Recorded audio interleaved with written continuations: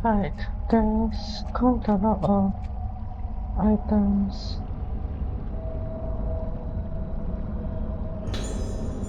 in this area.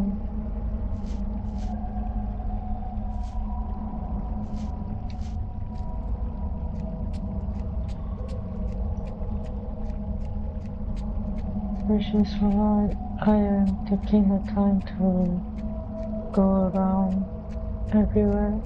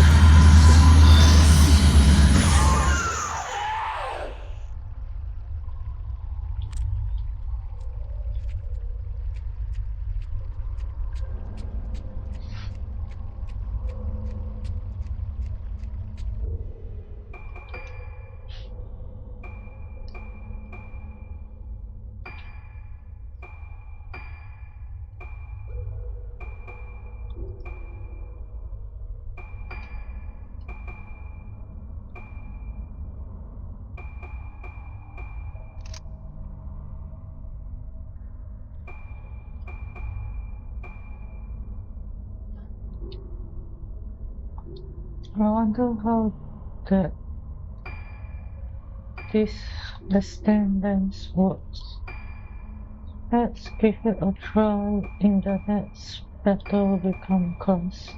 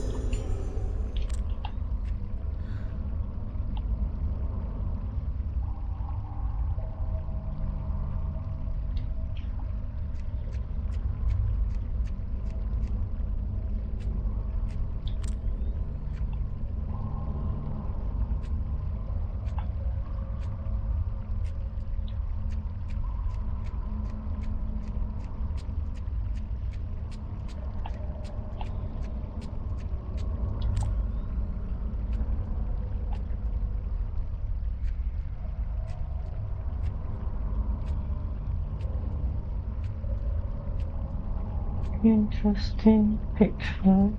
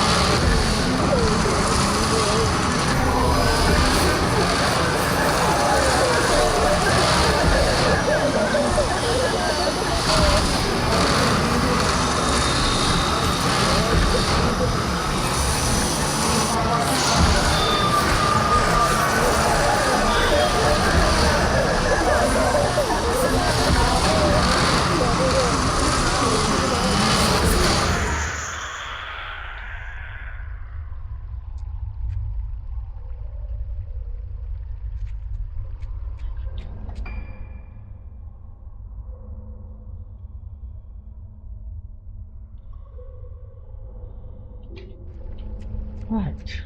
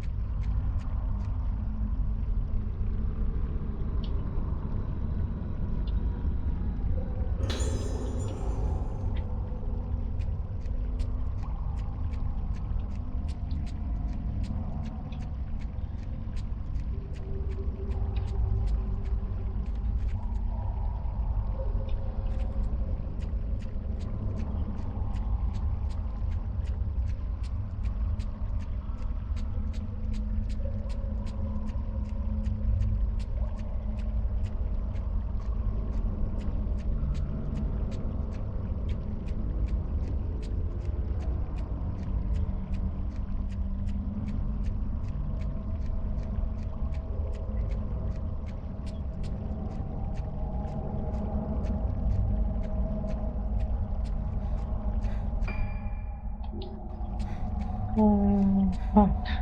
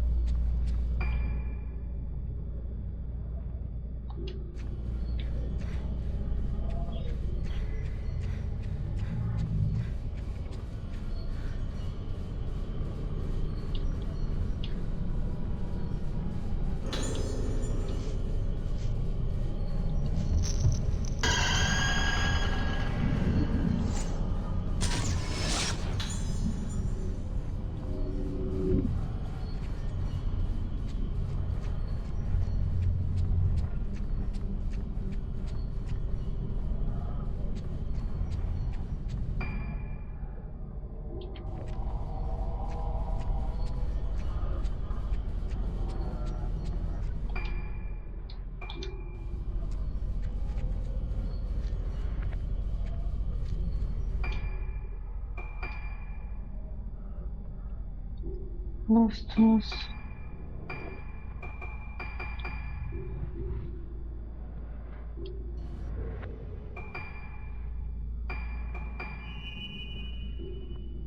That this should be in the upcoming fight.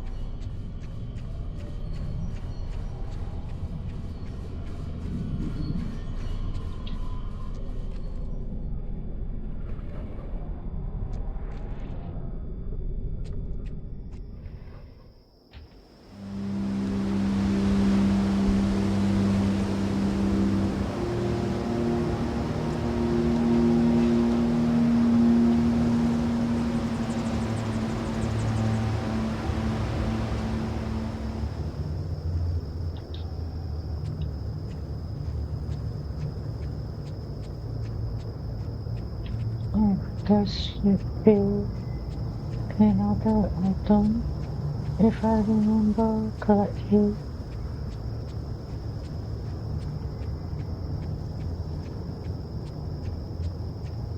Or maybe not.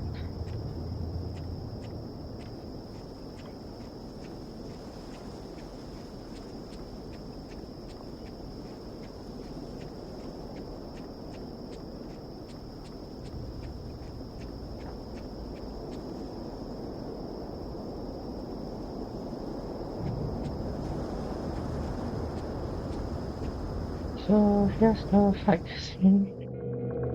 Here's the fight against 6 spirits. It is recommended that we defeat the vessels.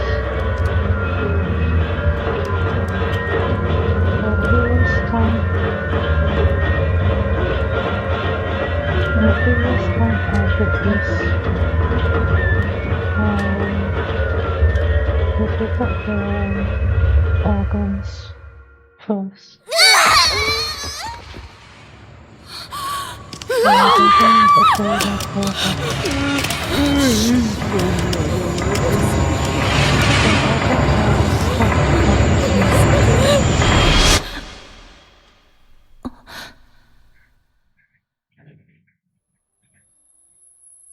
Since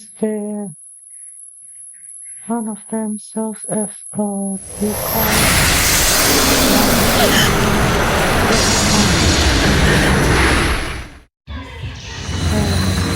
it is a good place to success.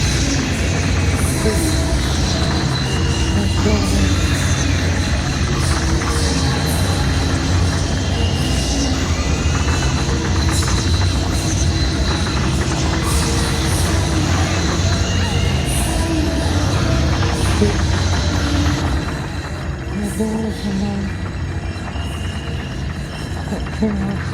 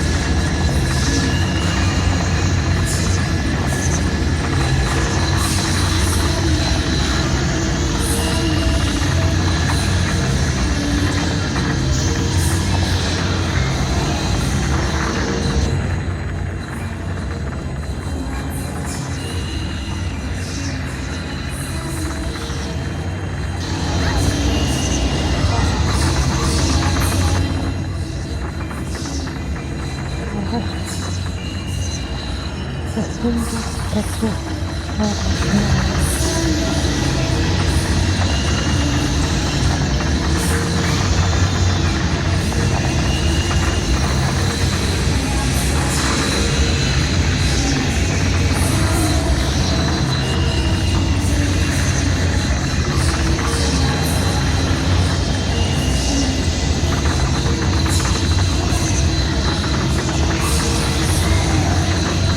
Taking to the second now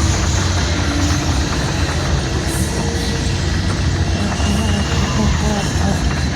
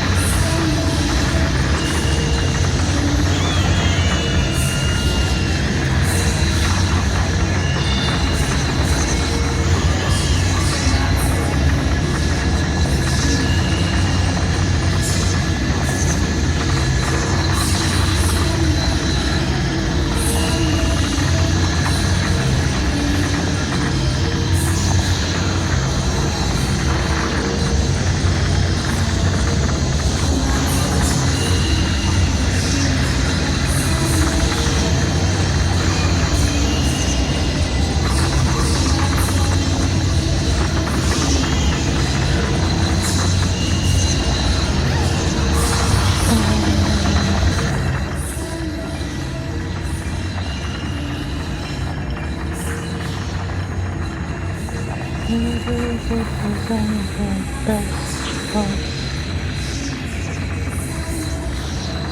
What is this for?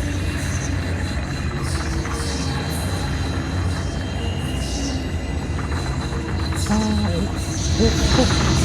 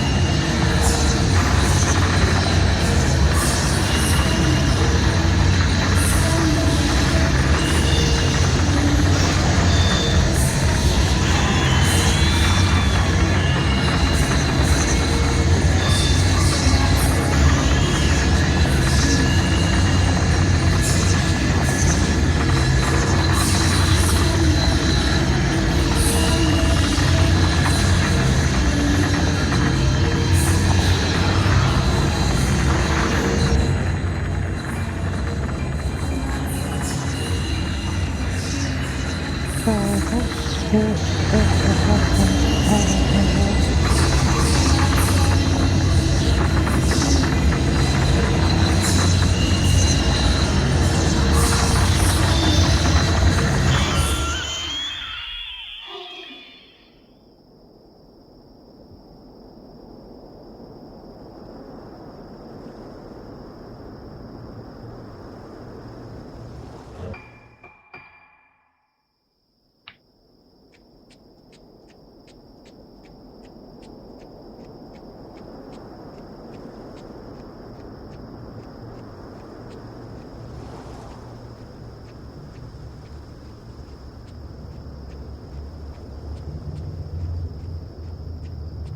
How much health do we have left?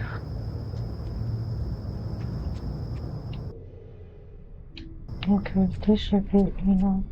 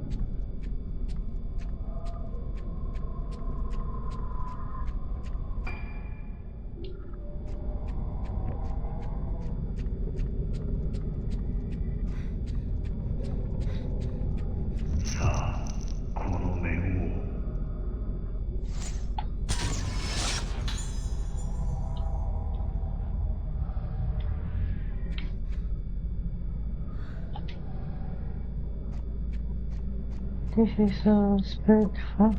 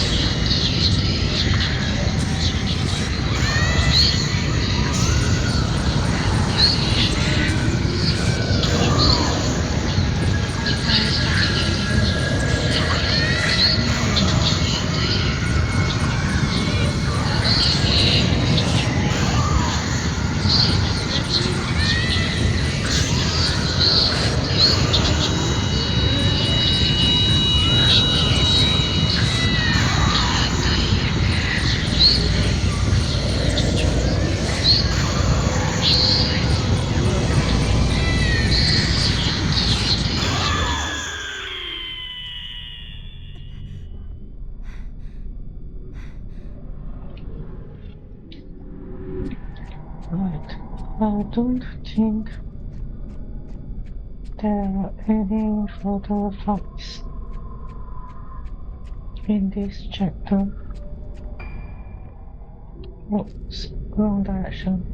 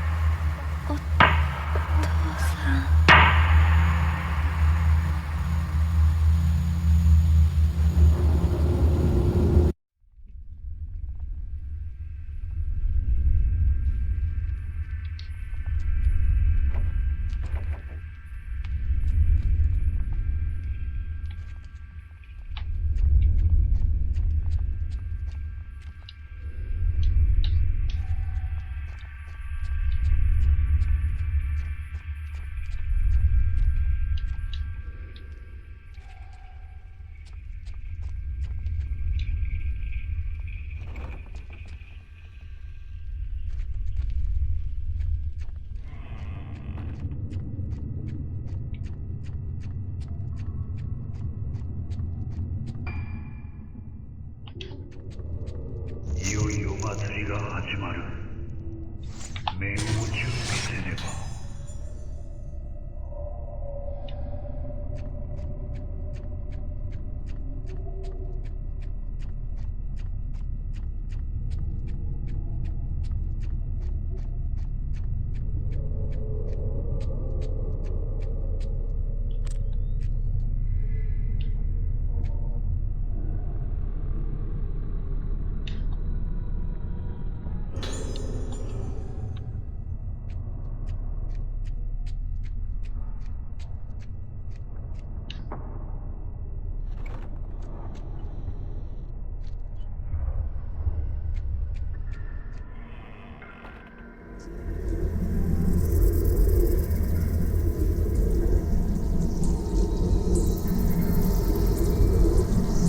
ここは And this is 私が住んでいた the 家。 end of chapter 10. It's chapter 9, sorry. And now chapter 10. Choshiro's final chapter where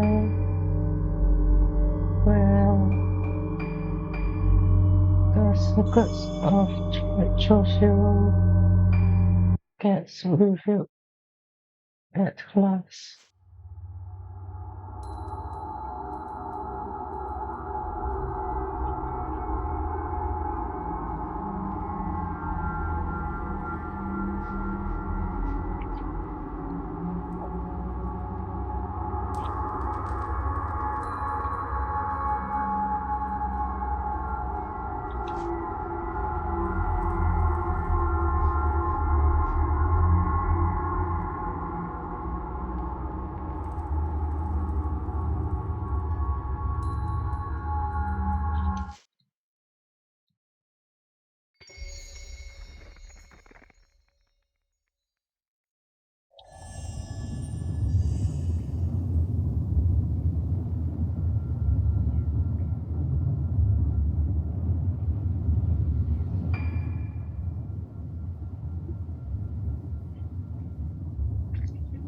Let's see here.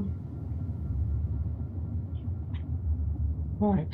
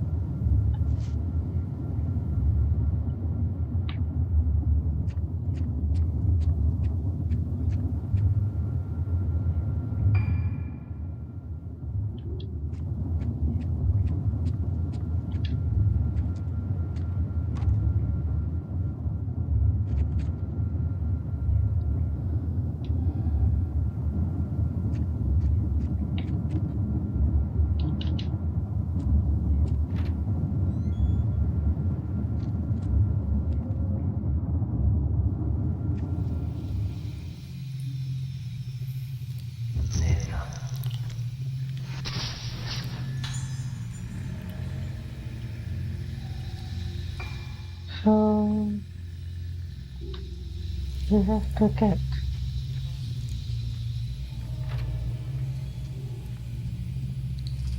the next spirit to blossom.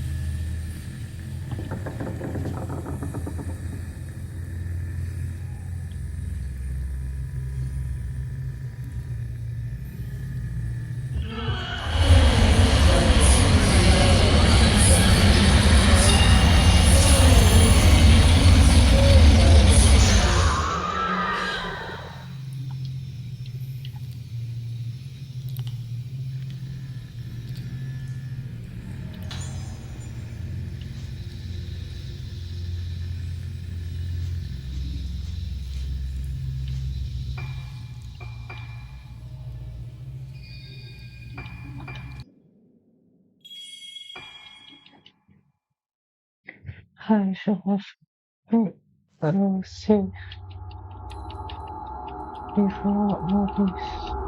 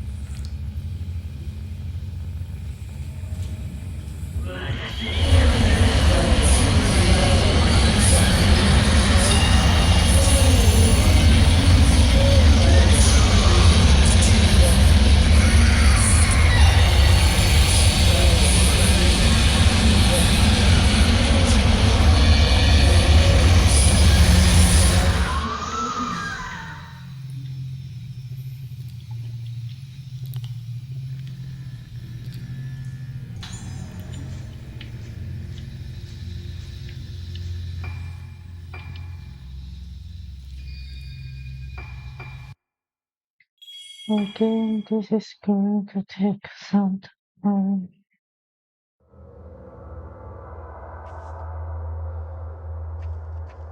How did we achieve it the last 2 times? I think I simply use the normal shot.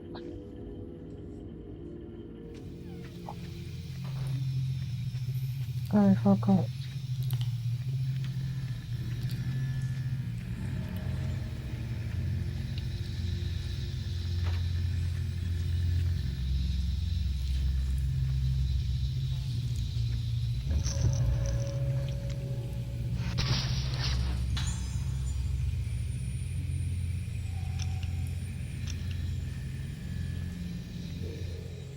What is this? Oh, き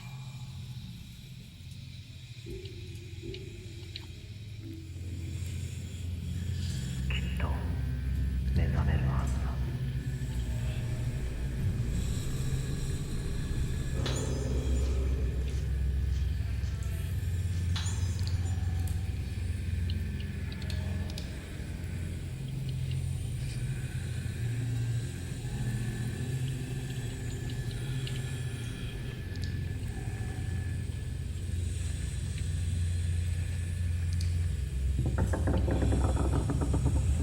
so I didn't have to look at the painting.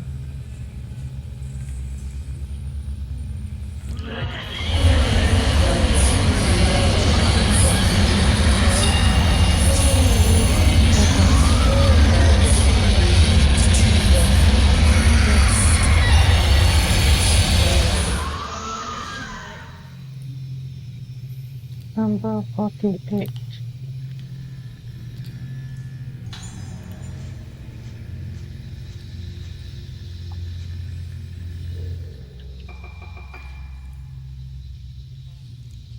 One, two, three, five. Yeah,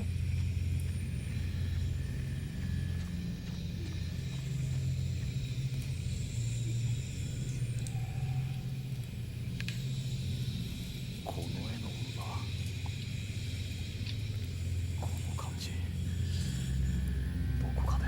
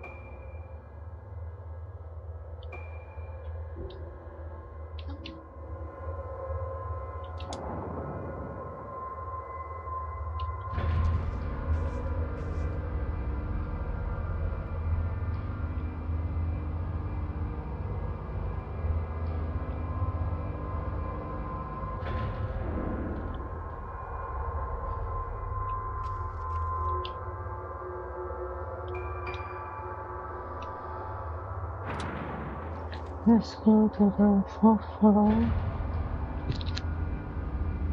and take that other photo.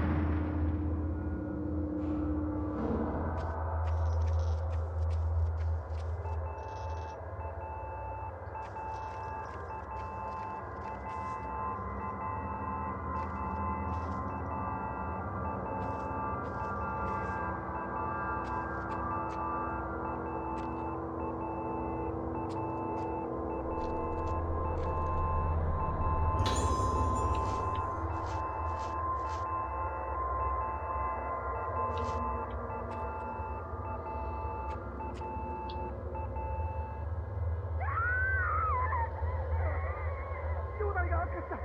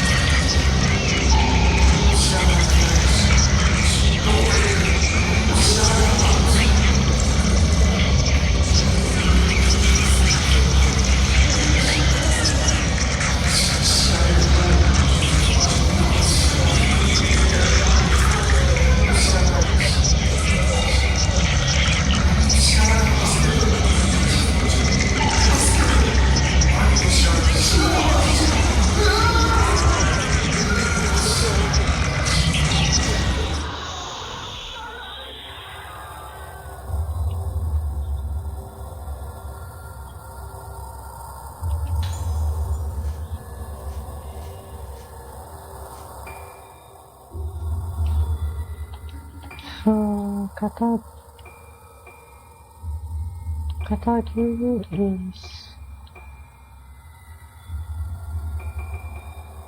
the guy from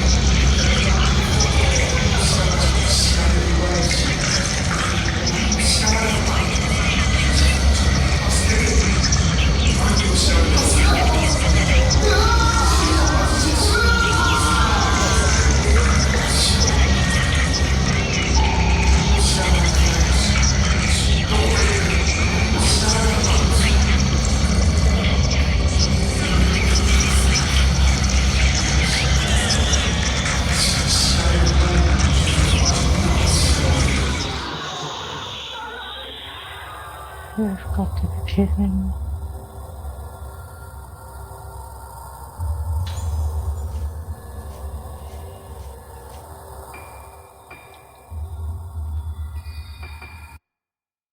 No. Okay.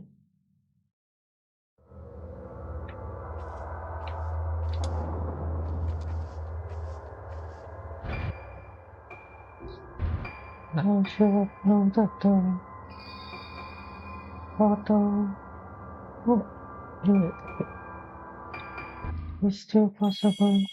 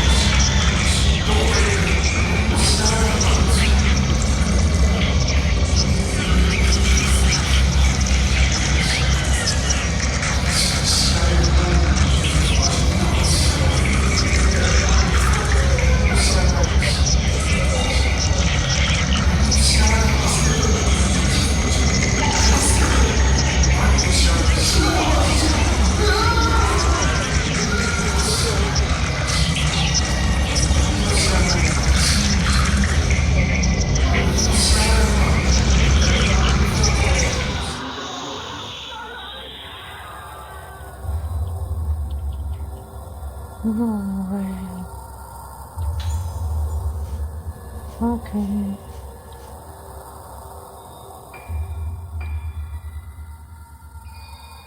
Let's listen to some music while we continue this.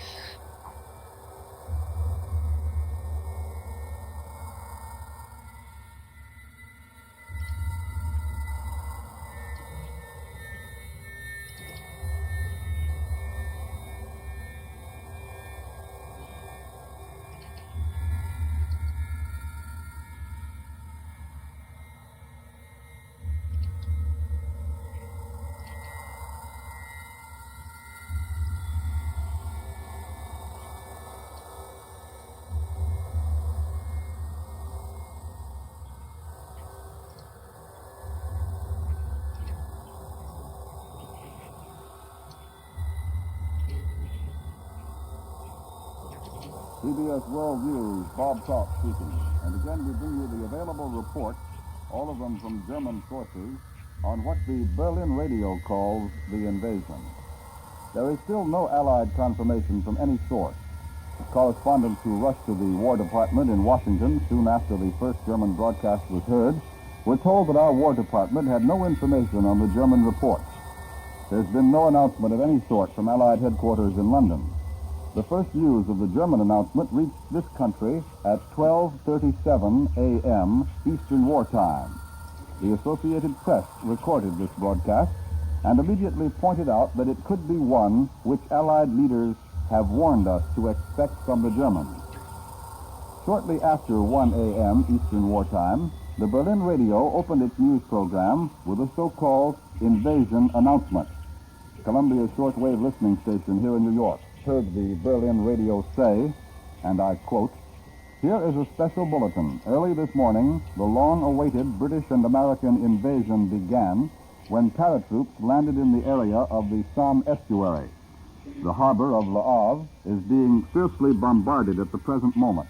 Naval forces of the German Navy are off the coast fighting with enemy landing vessels. We've just brought you a special bulletin." End of the quotation. That is the invasion announcement as heard from the Berlin radio by Columbia's shortwave listening station. Now here's what Transocean, one of the German news agencies, says, and I quote, "Early Tuesday morning, landing craft and light warships were observed in the area between the mouth of the Somme and the eastern coast of Normandy. At the same time, paratroops were dropped from numerous aircraft on the northern tip of the Normandy Peninsula. It is believed that these paratroops have been given the task of capturing airfields in order to facilitate the landing of further troops. The harbor of Le Havre is at the moment being bombarded.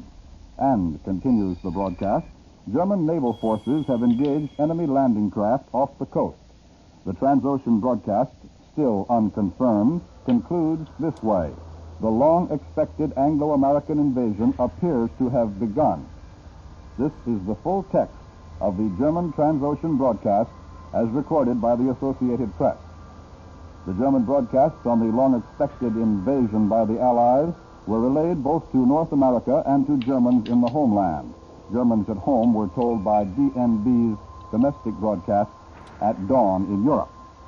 At 1:30 in the morning Eastern Wartime, the DNB agency repeated the items describing what it called the invasion operation. This was a departure from the usual DNB practice of giving fresh information at that time. The German-controlled Calais radio came on the air today with this announcement in the English language, quote, "This is D-Day. We shall now bring music for the Allied invasion forces." So said the German-controlled Calais radio across the channel from England. Up to this time, almost an hour and a half after the first German broadcast, the United States Office of War Information, whose facilities will be used by American press organizations when Allied armies enter Western Europe, has not transmitted any information at all to support the German claims. Director Elmer Davis of the OWI rushed to his headquarters immediately when OWI officials advised him of the broadcasts from Germany. He told the United Press, "We have no more information than you have. I'll stay here until I find out whether the story is true or not." Last night, Elmer Davis addressed the National Press Club on psychological warfare and showed three motion pictures illustrating how the OWI was propagandizing on the war front. He had just reached his home when his office told him to hurry down. By 1:45 in the morning, Eastern Wartime, almost the entire public relations staff over at the War Department in Washington also had reported for duty. Now, it should be remembered, of course, that the Germans are quite capable of faking this entire series of reports. Their main reason for doing so, in addition to trying to smoke out Allied plans, would be to try to start a premature uprising by the resistance movements along the Channel coast. But the French and the Belgians and the Dutch have all been warned about this possibility repeatedly. And you will recall that Prime Minister Winston Churchill some time ago warned that we could expect false alarms or diversionary feints before the big show began. The British radio, which at 1 a.m. Eastern Wartime sent a warning to residents of the Dutch coast to evacuate inland to a distance of at least 18 miles, might merely have been broadcasting the latest in the series of such warnings that have been given to the civilian population all along the so-called invasion coast of Europe. No other British report that might indicate that the invasion is on has been released, unless we are to take as significant the report from London half an hour ago that the Royal Air Force was over enemy territory during the night.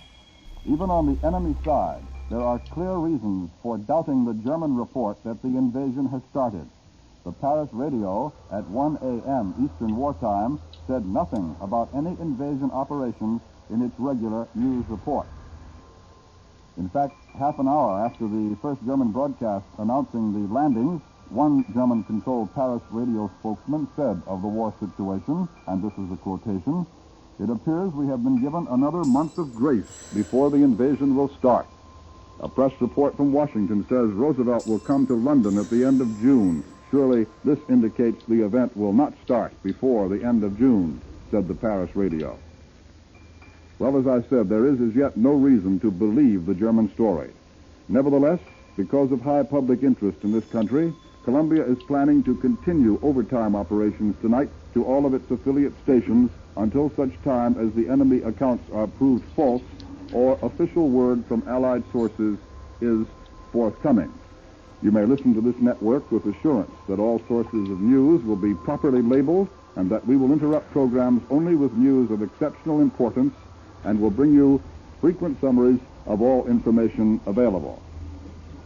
The Columbia Shortwave Listening Station here in New York has heard the British radio report the German announcement of paratroop landings and report the announcement without comment.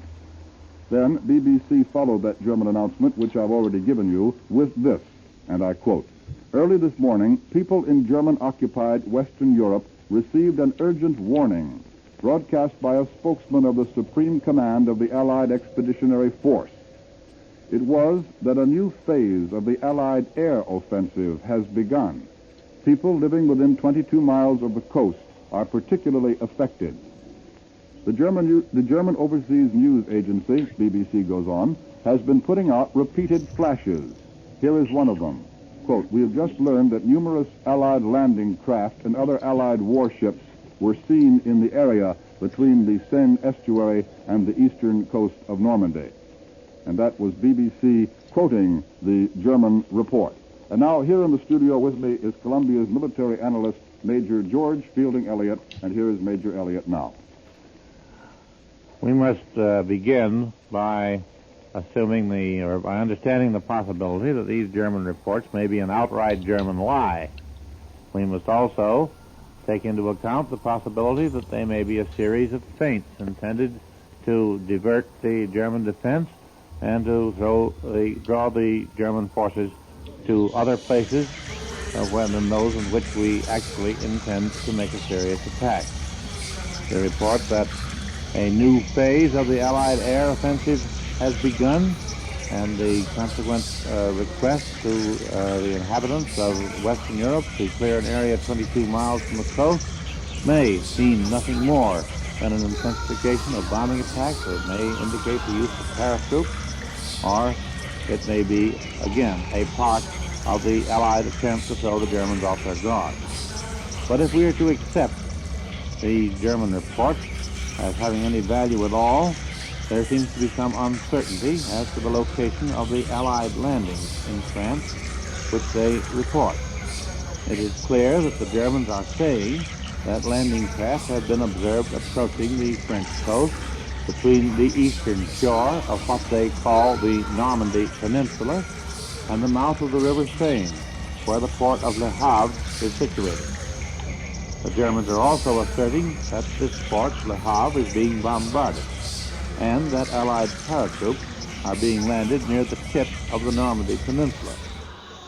What is not clear is the reference made to an Allied landing near the estuary of the River Somme, which is some distance northeast of Le Havre.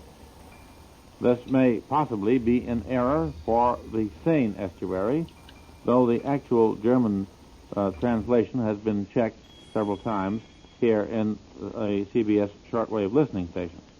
But to analyze all these German statements, What the Germans call the Normandy Peninsula is undoubtedly the Cotentin Peninsula, at the end of which stands the port of Cherbourg. Allied forces would certainly wish, if they were actually landing in France, to obtain a well-equipped seaport as soon as possible, as such a port is essential in order to keep up continuous landings of troops and heavy equipment. We learned at Anzio and at elsewhere that it is not safe to leave such matters to the mercy of the weather, as has to be done when dependence is had on open beaches or even small but undeveloped bays. Hence, a double Allied attempt against the two chief ports of northern France, Cherbourg and Le Havre, is well within the possibilities if we are to accept the German reports that landings are taking place at all. From the strategic point of view, there is nothing inconsistent in the report of the landing at the Somme estuary. There is no seaport of importance there, but the Allies might well wish to land on a broad front in order to divert the German defense as much as possible and to keep the Germans from finding out, as long as we could, where the main effort was being made. The landing of paratroops behind the big seaport of Cherbourg would likewise be probable if a landing was really in progress, in order to cut off the movement of German reserves toward that port and thus facilitate its capture by the Allies. But any military analysis must remain fragmentary and uncertain as long as it is based only on German reports which have so frequently proved to be unreliable in the past. That was Columbia's military analyst, Major George Fielding Elliott, and I think that brings us up to date to the moment. I'd like to repeat that there is as yet no reason to believe this German story which you have now heard. Nevertheless, because of high public interest in this country, Columbia is planning to continue overtime operations tonight, and I should like to take this opportunity to inform not only you, our audience, but to inform also the staff on duty at our affiliate stations around the country that Columbia is planning overtime operations until such time as the enemy accounts are proved false or official word from Allied sources is forthcoming. And so, ladies and gentlemen, you may listen to this network with assurance that all sources of news will be properly labeled and that we will interrupt programs only with news of exceptional importance and will bring you frequent summaries of all information available. This is the Columbia Broadcasting System. CBS World News, Bob Trout speaking. It has now been nearly 2 hours since the first German radio announcement that the invasion had begun. Frankly, we don't know at this time whether those German news agency reports that the invasion has begun are true or not. However, the scarcity of any details from the Germans in these 2 hours after the first announcement do throw very strong doubt on the possible truth of the German story. Up until this moment, of course, there's been no confirmation from any Allied source that an invasion may have started. Elmer Davis, director of the Office of War Information, says that he, too, knows nothing of the reports. However, late last night, 3 German news agencies flashed word that Allied paratroops were spilling out of the skies over the Normandy Peninsula of France, and that our landing craft had started to come ashore in the Le Havre area, just 80 miles across the English Channel from the coast of Britain. The Germans, still without confirmation, say that Allied flyers are pounding Le Havre and its surrounding territory. The German news agency, DNB, also is telling of strong bombing attacks against the Calais and Dunkirk regions of France. Both Calais and Dunkirk lie some 150 miles northeast of Le Havre. This is the way the German Transocean broadcast announced the start of the invasion, and I quote, "The long-awaited invasion," said the Germans, "by the British and Americans was begun in the first hours of the morning of June 6th. The Germans then go on to say that their naval forces are now engaged in opposing the Allied landings. According to the German DNB agency, no enemy troops have come ashore yet. But again, I repeat, there's absolutely nothing at the moment to substantiate these enemy claims. The British Broadcasting Corporation, meanwhile, has broadcast urgent instructions to the people of France that a new phase in the air war has begun. In an earlier broadcast from Allied headquarters in London, the peoples of occupied Europe were told that once the invasion had started, they would be notified by leaflets. And again, in closing, let me remind you that there is no Allied confirmation of the landings in France as the Germans report. The British radio did add a warning to all persons to evacuate the 22-mile coastal belt as soon as possible. Both Axis and Allied sources mention Allied air activity over the entire coastal area from Norway to central France. Although there's no reason to believe this enemy report, the Columbia Network will remain in overtime operation tonight until all the facts are known. We repeat, the network will operate beyond its regular time of closing until the German report has either been verified or has been proved erroneous. This program has come to you from CBS World News. We resume our scheduled program. It's now almost 2.5 hours since the Germans first broadcast their claims that what they called the Allied invasion had begun. There's no confirmation from any Allied source, and the Germans are not telling this story to their own people. That's very important. General Eisenhower's spokesman has made no official statement. The War Department in Washington says it has no information about any invasion operations.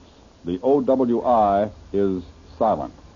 In short, there's no reason to believe the continuing German reports of an Allied invasion. Nevertheless, here are the latest details of what the Germans claim is the great Anglo-American invasion. The German Transocean News Agency, a Nazi propaganda outlet, said at about 12:30 Eastern Wartime that Allied parachute troops had started to land on the northern tip of the Normandy Peninsula. At the same time, Allied warships were said to be shelling the port of Le Havre at the estuary of the Seine River. Berlin said a naval battle between German and Allied light naval units was in progress. The official German news agency, DNB, quickly picked up the report and added that the Allied invasion attack appeared to be concentrated in the area between the mouth of the Seine River and the east coast of Normandy. Continuing reports from the Berlin radio say that heavy fleets of Allied bombers are attacking Dunkirk and Calais. The Oslo radio network appears to have gone off the air, and the Luxembourg radio claims that Allied aircraft are approaching southern Germany.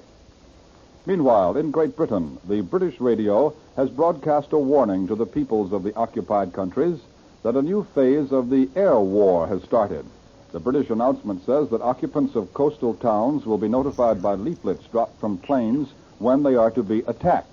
The notices may come as little as an hour before the attack, and the inhabitants are warned to leave their towns instantly without waiting to take baggage or any possessions. In addition, the inhabitants of the 22-mile-wide belt along the invasion coast have been warned to leave as soon as possible in preparation for this new and drastic phase of the aerial bombardment. But as yet, there is no word that any warning leaflets have been dropped on any towns within the so-called invasion area. This is merely an advance warning of things to come. Incidentally, Germany has beamed reports of the supposed invasion to Asia, but as yet the Japanese radio has not picked up these reports. After the first German story about the so-called invasion, the man who is called Captain Ludwig Sartorius, supposedly a military commentator for the German news agency Transocean, declared flatly that the great conquest, as he put it, has begun between forces of the Reich and those of the Anglo-Americans. He said that Allied landings in the West today have put the German armed forces in the mood which they express with a laconic, "they are coming." He then went on to say that at the present moment, the invasion of Western Europe is at its very beginning, and that nothing can yet be said about the tactical and operational developments. This almost an apology for the lack of details. Sartorius then concluded that the German armies are facing the Allied onslaught with single-mindedness of purpose. For in war, said the captain, with the typical Berlin flourish, ethical values are at least as important as the number of soldiers and the quantity of their equipment. Washington, like the rest of the nation, is momentarily waiting for official word from our side about these German claims. The city of Washington awoke rapidly after the first broadcasts more than 3 hours ago. Lights flashed on and radios were tuned in. You may have had the same experience. Newsmen hurried to their offices, and there was just one question on everyone's lips. Is it official? So far, as we've told you repeatedly, it is not official. If the White House knows anything about the report, there is no sign. Only a few lights glow here and there, and the customary guards are patrolling up and down outside the White House with the same old monotony. Only a few hours earlier, President Roosevelt addressed the nation by radio. He spoke of the fall of Rome, and he said it was a significant victory. But the president added that a long period of greater effort and fighting lies ahead before we get into Germany itself. Elmer Davis, director of the Office of War Information, hurried down to his office in Washington as soon as he heard about the German broadcasts. But he says, "We have no more information than you have. I'll stay here until I find out whether the story is true or not." Over at the War Department in the Pentagon building, the lights are burning brightly in the Public Relations office. And for almost an hour now, practically the entire Public Relations staff has been on the job. But the War Department says it still has no information. That is about the entire story as far as we know it at the moment. At this point, there's no way in which any of us can know whether there's even a faint spark of truth behind this German story. We don't know. But there are several bits of evidence suggesting that the Germans are trying some kind of trick. We'll have to wait until later before we can be sure. Since the first German report came in about 30 minutes after midnight, Eastern War Time, we've been on the air several times here at Columbia's news headquarters in New York, repeating the facts we know and giving you whatever news has come in. At this point, our Columbia newsroom is a scene of activity rather unusual at this time of the morning, after 3 Eastern War Time. The news machines of the United Press, the Associated Press, the International News Service, and so on, which usually at this hour are slowly, calmly printing more or less routine news for afternoon papers, are now hammering out every scrap of information from Europe they can get. But even so, there are sometimes long pauses because of the way in which the Germans have put this story out. And now it might be a good idea to take you on a little 3 o'clock in the morning tour of Columbia's newsroom. So if you'll bear with me, I'm going to stand up from this table in the studio in which I've been broadcasting, open the door, take the microphone in my hand, and walk out into Columbia's newsroom, trailing the long cable behind me. And when we get out in our newsroom, we're now crossing the threshold, I'll read off to you some of the news machines and give you an idea just what they're printing at this hour of this unusual morning. Columbia's news staff has been quickly assembled, and so many staff members appeared so quickly that there are scarcely chairs enough for all members at once. Ned Calmer, who finished his 11 o'clock broadcast about 4 hours ago, is still here. Major George Fielding Elliott hurried in, among others, and Major Elliott brought with him a very large supply of maps, as you can well imagine. In one of our offices, the radio is permanently tuned tonight to a London circuit so that we can hear whatever comes over on this particular circuit. A table has quickly been set up and now bears large cups of coffee, the inevitable accompaniment to all stories that break abruptly in the night. In some ways, the scene is not unlike those hard-working nights when the Germans were rushing through Denmark, Norway, the Low Countries, and France. But there's an awful lot of difference. Even though we're suspicious of this German story, and we think that the invasion very possibly has not begun, still the atmosphere in this newsroom tonight is far different from that on those anxious nights when the Germans were on the offensive. And now I've walked with the microphone down to the end of our newsroom, and the first machine that we come to is the Brown teletype printer, which turns out the reports from Reuters. That's the British news agency. And here's what Reuters has just printed. London, Reuters, an officer of the staff of the Allied Supreme Command of the Expeditionary Force today broadcast a warning specially addressed to all Frenchmen living at least within 35 kilometers of the coast. He said, "The lives of many depend upon the speed with which you act." And then there was a brief pause, and then Reuters continued, warning two, quote, "The air war has entered upon a new phase." This, of course, is what the spokesman said. "The air war has entered upon a new phase. You will be warned an hour before an attack." Leaflets will be dropped by Allied planes. As soon as you get the warning, go to your domicile and go at least 2 kilometers from it into the open country. 2, take along only what you can easily carry. 3, keep off all roads, railway lines, and bridges. 4, do not form groups which could be mistaken for troop concentration. That's what Reuters is printing at the moment, and as all newsmen will recognize, the inevitable little postscript, the machine says correction and warning 2, read it, carry, paragraph 3, keep off all roads. Next is the machine of the International News Service, and it has just been printing a dispatch from London by Kingsbury Smith. It says, Bulletin by Kingsbury Smith, International News Service Staff Correspondent, London, May 6, INS.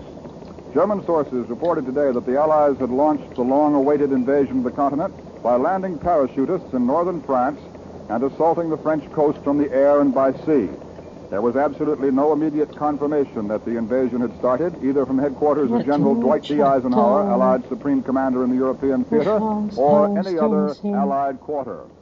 And then the bulletin from Smith goes on to say Londoners and observers on the southeast coast of England said that wave upon wave of Allied air fleets, constituting the largest force of bombers and fighters ever seen crossing the English Channel, had gone out toward the French coast. Now, if you'll bear with me on this tour of the newsroom, instead of going along in the geographical way I ordinarily would go to the United Press machines, a bulletin just come in on the Associated Press, and here's what it says. New York, June 6, AP. The London radio, in a Dutch language broadcast, warned European underground workers today to report to their leaders with all speed and to be prepared for anything. Keep away from military installations, the broadcast said. Underground members, report to your trusted leaders. Act with speed. Be prepared for anything. There is bombardment in the port of Le Havre.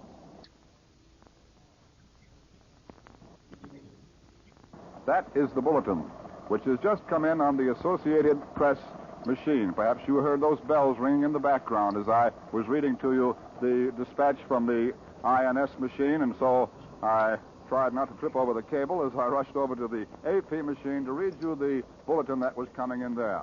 And now back to the United Press machine. That's one of the many United Press machines that we have in this office. Most of them, you know, print the same thing. We have to have a great many copies here at Columbia's news headquarters.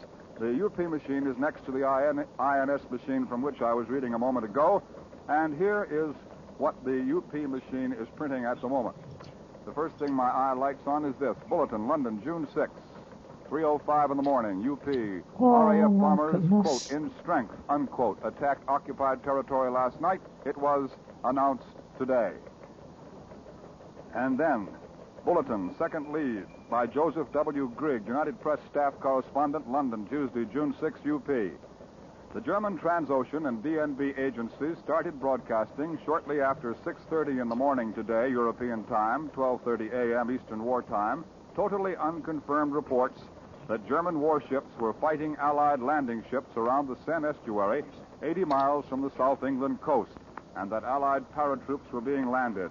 2 hours later, while the Germans continued to broadcast the reports in services beamed to foreign stations, but not to listeners in German-dominated Europe, the Supreme Headquarters of General Eisenhower had made no comment.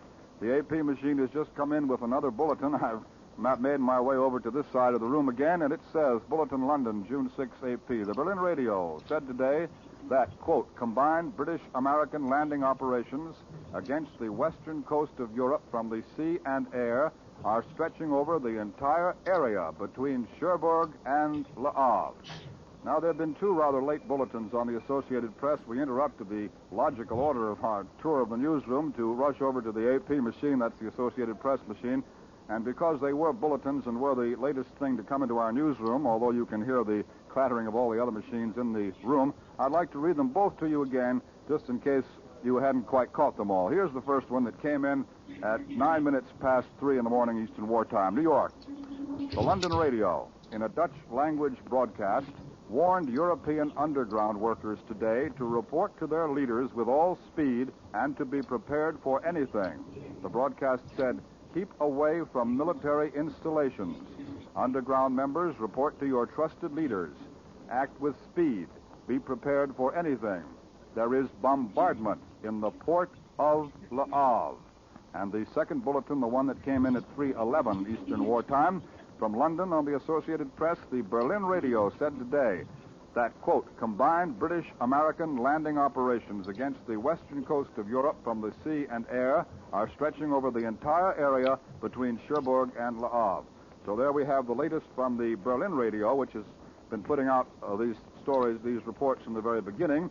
The latest from the Berlin radio saying that the landings stretch over the entire area from Cherbourg and Le Havre, and the latest from London, the BBC, and that Dutch language broadcast saying there is bombardment in the port of Le Havre, which does not necessarily mean an invasion, as you know. Incidentally, if at any time when you, on this little tour of the newsroom, if you can pick out the sounds of the bells in the background, I'd like to explain to you that when you hear 5 bells in rapid succession, that means that one of our many machines, at least one, is notifying us with the signal of 5 bells that it has a bulletin on its service wire. Of course, if you suddenly hear all the bells go crazy at once, as if it were Christmas and New Year's all together, that would be a flash. But that flash is not as common in newsrooms as many people who do not work in news sometimes believe. And now I'm back to the United Press machine where I was in the first place before interrupting to go over to the AP, carrying the microphone with me on this long cable, surrounded by colleagues who, most of them, got up out of bed or came in a hurry when the news came in. And the United Press has a dispatch from Washington, which says, Edward Barrett, Executive Director of Overseas Broadcasting for OWI, denied in a long-distance call from New York today that OWI was transmitting German overseas invasion reports back to Germany for German consumption. He said, we don't touch a thing unless and until it is officially announced by Allied headquarters. Well, that just tells us, in a way, something that we might have assumed in the first place, but it does give me a chance to remind you again of one circumstance that might be suspicious, and that is that the German people themselves are not being told of these things as far as we can make out so far. These broadcasts, these German reports, if we want to call them that, are all for foreign consumption, and in this case, foreign means us.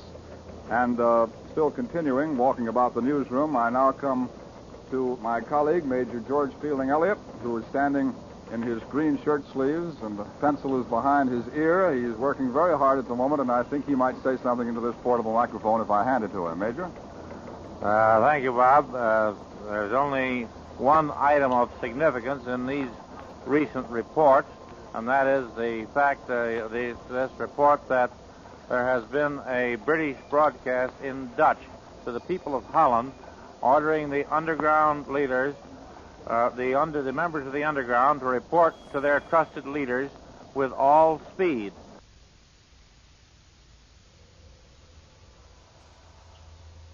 And adding the statement that there is bombardment in the port of Le Havre.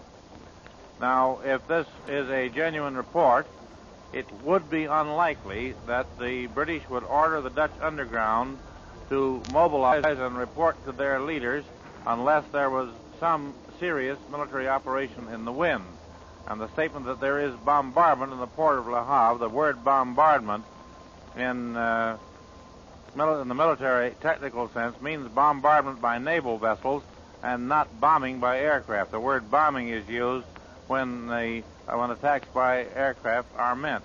However, this should not be accepted as confirmation of the German reports until we have a great deal more to go on than this one report of a British broadcast in Dutch to the people of Holland, which may turn out to be an unconfirmed or erroneous report. Remember, we have nothing to go on yet from any source other than German except this one report, and that is not as yet confirmed from any other source. Now, here again is Bob Trout. Major George Fielding Elliott, whom we encountered on our tour of the newsroom, which was not an unlikely circumstance, has just been telling us some of his latest impressions about the activities here at Columbia's newsroom at, 3:17 and a half almost in the morning, Eastern Wartime. And now, as I am about to pass from one news machine to another to read to you a few more of the bulletins to give you an idea of what does come in on the news machines at this hour, On this kind of night, I just passed by one of the news desks at which one of our Columbia news writers is typing. Perhaps you can hear the rather hesitant pecking in the background. And I see a cable on the desk among the litter of papers, paper clips, pen and ink, rulers, which reminds me that perhaps you'd like to hear about this cable. About, not quite an hour ago, we got word here in the newsroom that a cable was coming in from London. Well, naturally, all these reports that we've had so far have been coming in from the enemy, so any word from London was a welcome word and perhaps exciting word for us. We waited very eagerly to see what the cable was going to be, and when it came in, it was a cable from Edward R. Murrow in London to Paul White, the director of Columbia's news services here in New York. And this is what it said. London. Paul White, Columbia Broadcasting. Report to the nation, the airplane was named, let me see now, I can hardly read it myself, it's in Cableese. Report to the nation, the airplane was a new and unnamed B-17. Larry Lesser and Gene Ryder, who installed the gear in this airplane and then test flew it, christened the ship, obviously after Columbia's famous program, Report to the Nation, on account of it would be the first report to the nation from this B-17 plane during a combat mission. Edward R. Murrow in London. Well, that was partly in Cableese and partly was a quick translation. I trust you can understand it. Perhaps I should have explained before I started to read it to you that the cable referred to the Flying Fortress, the B-17, in which Edward R. Murrow took a trip on a combat mission last week. Was it last week? Yes, time's rather confused here. Last week to the so-called invasion coast. He broadcast from the plane while it was in flight before it had landed back at its field in England. And he had said on the air several times in his broadcast from the plane in the air that the name of the fortress was Report to the Nation. Naturally, it intrigued our interest, but we were curious to know just how this flying fortress got the name Report to the Nation. Paul White naturally asked Ed Murrow, and this was Edward Murrow's cable. It's a very pleasant cable for us to receive, but it's not exactly it's not exactly the kind of news from London we were expecting when we heard that a cable was coming in from London. Here's the late edition on the Berlin Bulletin that I read to you a moment ago from the Associated Press. My arm is being taken, and I'm going back to the AP machine. An edition on the Bulletin, the Berlin Bulletin I read from the Associated Press. Here's the continuation of it. I trust you remember the beginning. It says, grand-scale amphibious operations are underway on a broad front between the mouth of the Seine and the estuary of the river Vire, V-I-R-E. A large number of Allied landing boats of various types and light Allied naval forces in considerable strength are taking part, Berlin says. All this is Berlin radio. This is a continuation. 6 heavy Allied warships and 20 Allied destroyers are off the mouth of the Seine. Now, those are the very latest details. They are details from the German radio. Everything that's been coming in is from the German radio, as I have told you. And what I gave you then were the very latest details coming in on the Associated Press machine. They are the late details, but they are from Germany, and they are not from the Allies. Columbia Shortwave Listening Station reports that since 1:15 this morning, Eastern War Time, that would be slightly more than 2 hours ago, Berlin radio has failed to issue any further word on the invasion of Western Europe. This is just a little slip from our listening station, which has been handed to me, and it says that the British Broadcasting Corporation has not been on the air with any further news whatever since 2:30 this morning. Well, that seems to contradict slightly what I just read. Now, perhaps I better speak to my colleague here, Mr. Jesse Zausmer, who's a little bit nervous with this microphone, I think, but a very capable editor indeed. I just read the bulletin on the Associated Press machine there, Jesse, and then I was just handed this note from our able shortwave listening station boys, and they say that Berlin Radio has not issued any further word, and that the BBC has not been on the air since 2:30. So where do you suppose this AP bulletin came from? Well, Bob, I think that this AP bulletin, which is plugged London, was heard by probably the BBC in London and then sent to us through the usual channels. CBS shortwave listening probably hasn't heard it yet. Our boys and girls back at shortwave are working to get whatever they can get. I know that they're listening to the German broadcasts that are being beamed to Asia and other such spots. The thing that strikes me is that Berlin hasn't said anything yet to the German people. In other words, they're giving us the full story on a story which is just as big for them as it is for us, but the German people don't know anything about it. Now, Bob, suppose you take over. It's your job. Mr. Zausmer always thought he'd be afraid of this microphone if he ever started, but the problem is to get him to stop once he has started. In other words, just to wrap that up for you, the Associated Press bulletin, which was quoting the Berlin radio, obviously came from the BBC listening station in London. They must have heard one of the German radio outfits broadcasting that. Our Columbia shortwave listening station here in New York has not heard the German radio broadcasting any additional reports since 1:15 this morning, which was approximately 2 hours ago. So these late details that we're bringing you, which one or another of the many German-controlled radio stations in Europe are putting out, are coming from Germany and are being heard in England by the BBC monitoring service and then being cabled from England to New York. I'm back again at the INS machine, International News Service. I don't quite know how it happened because I had in mind just in which direction I was going. But anyway, here I am back because I thought I heard some particular activity on this machine. And it says London, Bulletin, London, June the 6th, INS. The military correspondent of the German agency, DNB, Lieutenant Colonel Alfred von Ohlberg, today joined numerous of his colleagues in broadcasting the claims that the Allied invasion of Europe has begun. And this is what this Lieutenant Colonel Alfred von Ohlberg, the military correspondent of the German agency DNB, says. D-Day has dawned. Invasion has begun. The tension which held the whole of Europe in its grip during the past week begins to relax with an Allied landing attempt in northern France. The second front, or better, the third front, has come into being. Well, that's the comment of the military correspondent. We'd call him a military expert, probably, or a military analyst, the military correspondent of the German agency, DNB, Lieutenant Colonel Alfred von Ohlberg. That's what he says. The report is Dateline London, and as I was just reminding you a few moments ago, that means that obviously the report was heard in London, was not heard here in New York, was put on the INS machine in London, and that's how we get it here in our newsroom in New York. Have you a word? Bob, this is the shortwave summary that Jack Gerber just helped me, and if you can read their notes, you might want to read what they've taken. I see that this is the BBC in English to the Pacific at 3 o'clock, taken by Myra Jordan. We'll give everybody credit. Well, yes, thank you, Mr. Zausmer. As I was explaining to the audience a moment or two ago, I always thought you told me you'd have microphone fright, but I can see that that's not the truth at all. Well, I've just been handed a board. Before I go into this, if you don't mind the informality of this tour of the newsroom, I think I ought to explain that these bulletins, these snatches I've been reading you from the machines, you know, they're coming in constantly. They're being changed. Additional details are being added. They're being rounded up into better shape, and the purpose of them is, the primary purpose is that they're coming in to all the afternoon newspaper offices in the country, most of them at the moment. A good many of them are. It depends which service they take.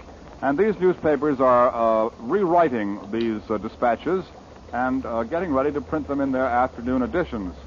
Some of them are repetitious, naturally. The newspaper editorial rewriting staffs have to work on them, and a good many of them, as I read them to you, do not sound to you probably like the language to which you're accustomed when you read your newspaper. But anyway, that's the primary purpose of them. They're coming in all the time. They're being edited, rewritten, analyzed, and put into roundups for the better information of the audience, our radio audience, and also newspaper readers, too. Now to go into the rough notes of the shortwave listening station, which were just handed to me as I was walking over here by Jesse Zausmer. The BBC in English to the Pacific areas. That's the BBC, the British Broadcasting Corporation, broadcasting from a transmitter somewhere in the British Isles and beaming the broadcast especially to Pacific areas. Broadcast at 3 a.m., that's about 27 minutes ago. And here are the rough notes in the very form in which our shortwave monitors take them down. If an item is of enough interest to be sent out, it is usually rewritten and amplified and put into a little better English. That is polished up a bit, you know. But here are the rough notes, and this is the way they sound, just to give you another insight into the way a newsroom works, a news headquarters at this time. German Overseas Agency stated 2 hours ago invasion began. Le Havre. Parachutes landed on Normandy Peninsula. Spokesman broadcast warning that a new phase of Allied air offensive began. German Overseas News Agency made this announcement about 2 hours ago. Early this morning, the expected invasion began when airborne forces were landed in the area of the blank estuary, one word unintelligible. Le Havre is at present being exposed to a fierce bombardment. And now, as continue on this early morning newsroom tour of our Columbia newsroom headquarters here in New York, I come up to Ned Calmer, who many of you heard, I hope, broadcasting his regular news program. Well, it was last night, wasn't it? Last night at 11 o'clock Eastern Wartime. Here's Mr. Calmer. Thank you, Bob. Ned Calmer reporting, taking over from Mr. Trout temporarily.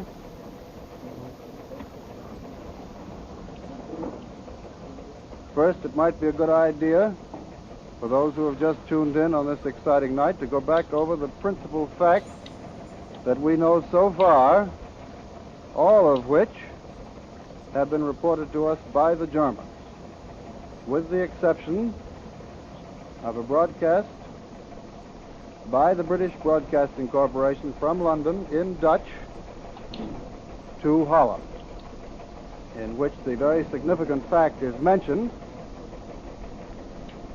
that the French port of Le Havre is under bombardment. Presumably that means naval bombardment, although there is no specification. Also, in case you missed the start of this broadcast, there is still no Allied confirmation of the German claim that Allied troops have landed anywhere in Western Europe. The reports were started at about 12:37 this morning with a report from London carried by the Associated Press that the German news agency Transocean had announced the Allied invasion had begun. Subsequently, the Germans have been putting out information, or what passes as information, in increasing volume, and both the Associated Press, the United Press, and now the International News Service are devoting practically all of their services to this rapidly developing story. Here's a Berlin bulletin on the Associated Press machine just called my attention. Berlin says that the first center of gravity in these reported military operations is Caen. I'll spell that C-A-E-N, the big city at the base of the Normandy Peninsula in France. The base of this peninsula is 75 miles across between Caen and Avron. I'll spell that again for those of you who have taken out your map. A-V-R-A-N-C-H-E-S. The base of this peninsula is 75 miles between Caen and Avron, and the same distance on a line extending northward to Cherbourg at the tip. Caen itself is 120 miles west-northwest of Paris. And now, Mr. Stott, are you ready again? Yes, Mr. Calmer, thank you very much. Not quite up on what Mr. Calmer has been reading to you from these news machines. I've now got to the Office of War Information machine, and that's one of the most interesting things that's really observable here in Columbia's newsroom this morning at 3:30. The OWI machine has been almost entirely silent while all the other machines have been hammering out their news. The OWI has put out only one report this morning which says the Romanian radio reports enemy planes over Belgrade, and that report came in at 3:01 in the morning, in other words, about half an hour ago on the OWI wire. It seems that the OWI is waiting cautiously before putting out anything on these German reports. So far, all these reports have been German. And now, ladies and gentlemen, for a special announcement from the Supreme Headquarters of the Allied Expeditionary Forces from London, from Colonel R. Ernest Dupuy. Go ahead, London. This is Supreme Headquarters, Allied Expeditionary Force. The text of communique number 1 will be released to the press and radio of the United Nations in 10 seconds. Repeat, 10 seconds from now.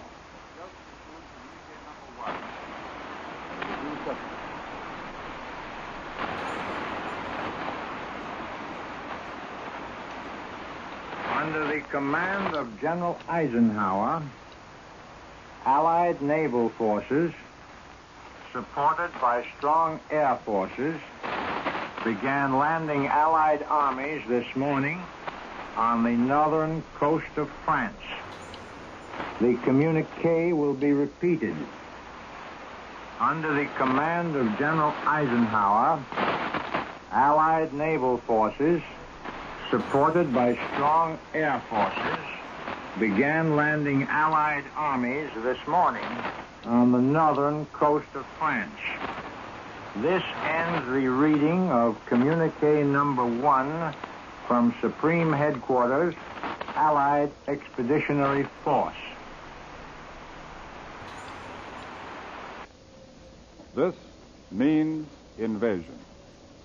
Ladies and gentlemen, here we are back at Columbia's news headquarters, the newsroom in New York. I've just taken the microphone out of the studio again and back into our news headquarters.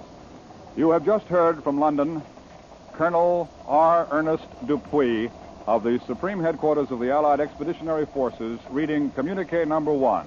Everything to this point has been German reports, and communique number 1 now says, under the command of General Eisenhower, Allied naval forces, supported by strong air forces, began landing Allied armies this morning on the northern coast of France. It is now official. The landings have begun, and at this moment, here is Columbia's military analyst, Major George Fielding Elliott.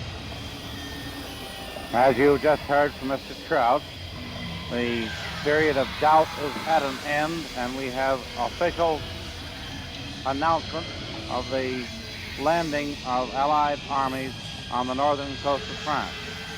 As there is nothing to add to the very bare words of the official communique, it was to be expected that the Allied naval forces would cover the landing and would be engaged in conveying our troops to the coast of France, and that there would be strong air support.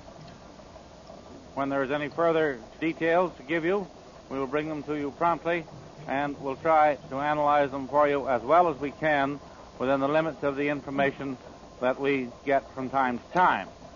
Now, here again is Mr. Trout. Major George Fielding Elliott has been speaking to you, talking about the invasion. I think we can now call it that, following the reading of the first communique, communique number 1 from SHAFE. That's what we call Supreme Headquarters, Allied Expeditionary Forces, somewhere in Great Britain. Rather strangely, you know, just before we switched to London to hear the first communique, we were making this informal tour of the Columbia newsroom, which began at 3 o'clock in the morning, 35 minutes ago. I was standing here in front of the OWI machine and telling you that while all the other news services, the UP, AP, INS, Reuters, all the rest, were sending out all these reports and from Europe, you know, about the German reports, the OWI, which confines itself to official news, sends us the text of the communiques and all that sort of thing. The OWI was printing almost nothing, and since the beginning of the day, since midnight, the OWI had put on only one bulletin, or rather one dispatch of any kind, saying that the Romanian radio reported enemy planes over Belgrade. And, of course, a few moments after I said that, we switched you to London so that you could hear Colonel Dupuy reading the communique, and of course at that moment, after I came out of the studio on the OWI machine, here is what is now printed. OWI 2, meaning the second bulletin since midnight. OWI 2, flash. Supreme Headquarters announces Allies begin operations on northern coast of France. Bulletin. Communique said, under the command of General Eisenhower, Allied naval forces, supported by strong air forces, began landing Allied armies this morning on the northern coast of France. 3:34 p.m. Eastern Wartime from Washington. That's what the Office of War Information wire says. Still looking over the machines now in a way, rather speculative. The whole character of this broadcast has changed, and it did change rather abruptly. Ladies and gentlemen, as you know, if you have been staying with us, you know we started, sometime after midnight. I guess it was about 20 minutes to 1 in the morning Eastern Wartime when the Germans began putting these reports out. We've been bringing you frequent reports, and then at 3 o'clock in the morning, a little more than 35 minutes ago, we took this microphone here in our studio, which adjoins the Columbia newsroom in New York, and brought it out here to the news machines and began taking you on an informal tour to show you what a newsroom is like at this hour. And now I hear that we must go to London in a few moments. Ladies and gentlemen, for a broadcast from Columbia's correspondent Edward R. Murrow, we take you now to London. March with you. In company with our brave allies and brothers in arms on other fronts, you will the German war machine, the elimination of Nazi tyranny over the oppressed peoples of Europe, and security for ourselves in a free world. Your task will not be an easy one. Your enemy is well trained, well equipped, and battle hardened. He will fight savagely. But this is the year 1944. Much has happened since the Nazi triumphs of 1940-41. The United Nations have inflicted upon the Germans great defeat in open battle, man to man. Our air offensive has seriously reduced their strength in the air and their capacity to wage war on the ground. Our home fronts have given us an overwhelming superiority in weapons and munitions of war, and placed at our disposal great reserves of trained fighting men. The tide has turned. We've inflicted upon the Germans great defeat in open battle, man to man. Our air offensive has seriously reduced their strength in the air and their capacity to wage war on the ground.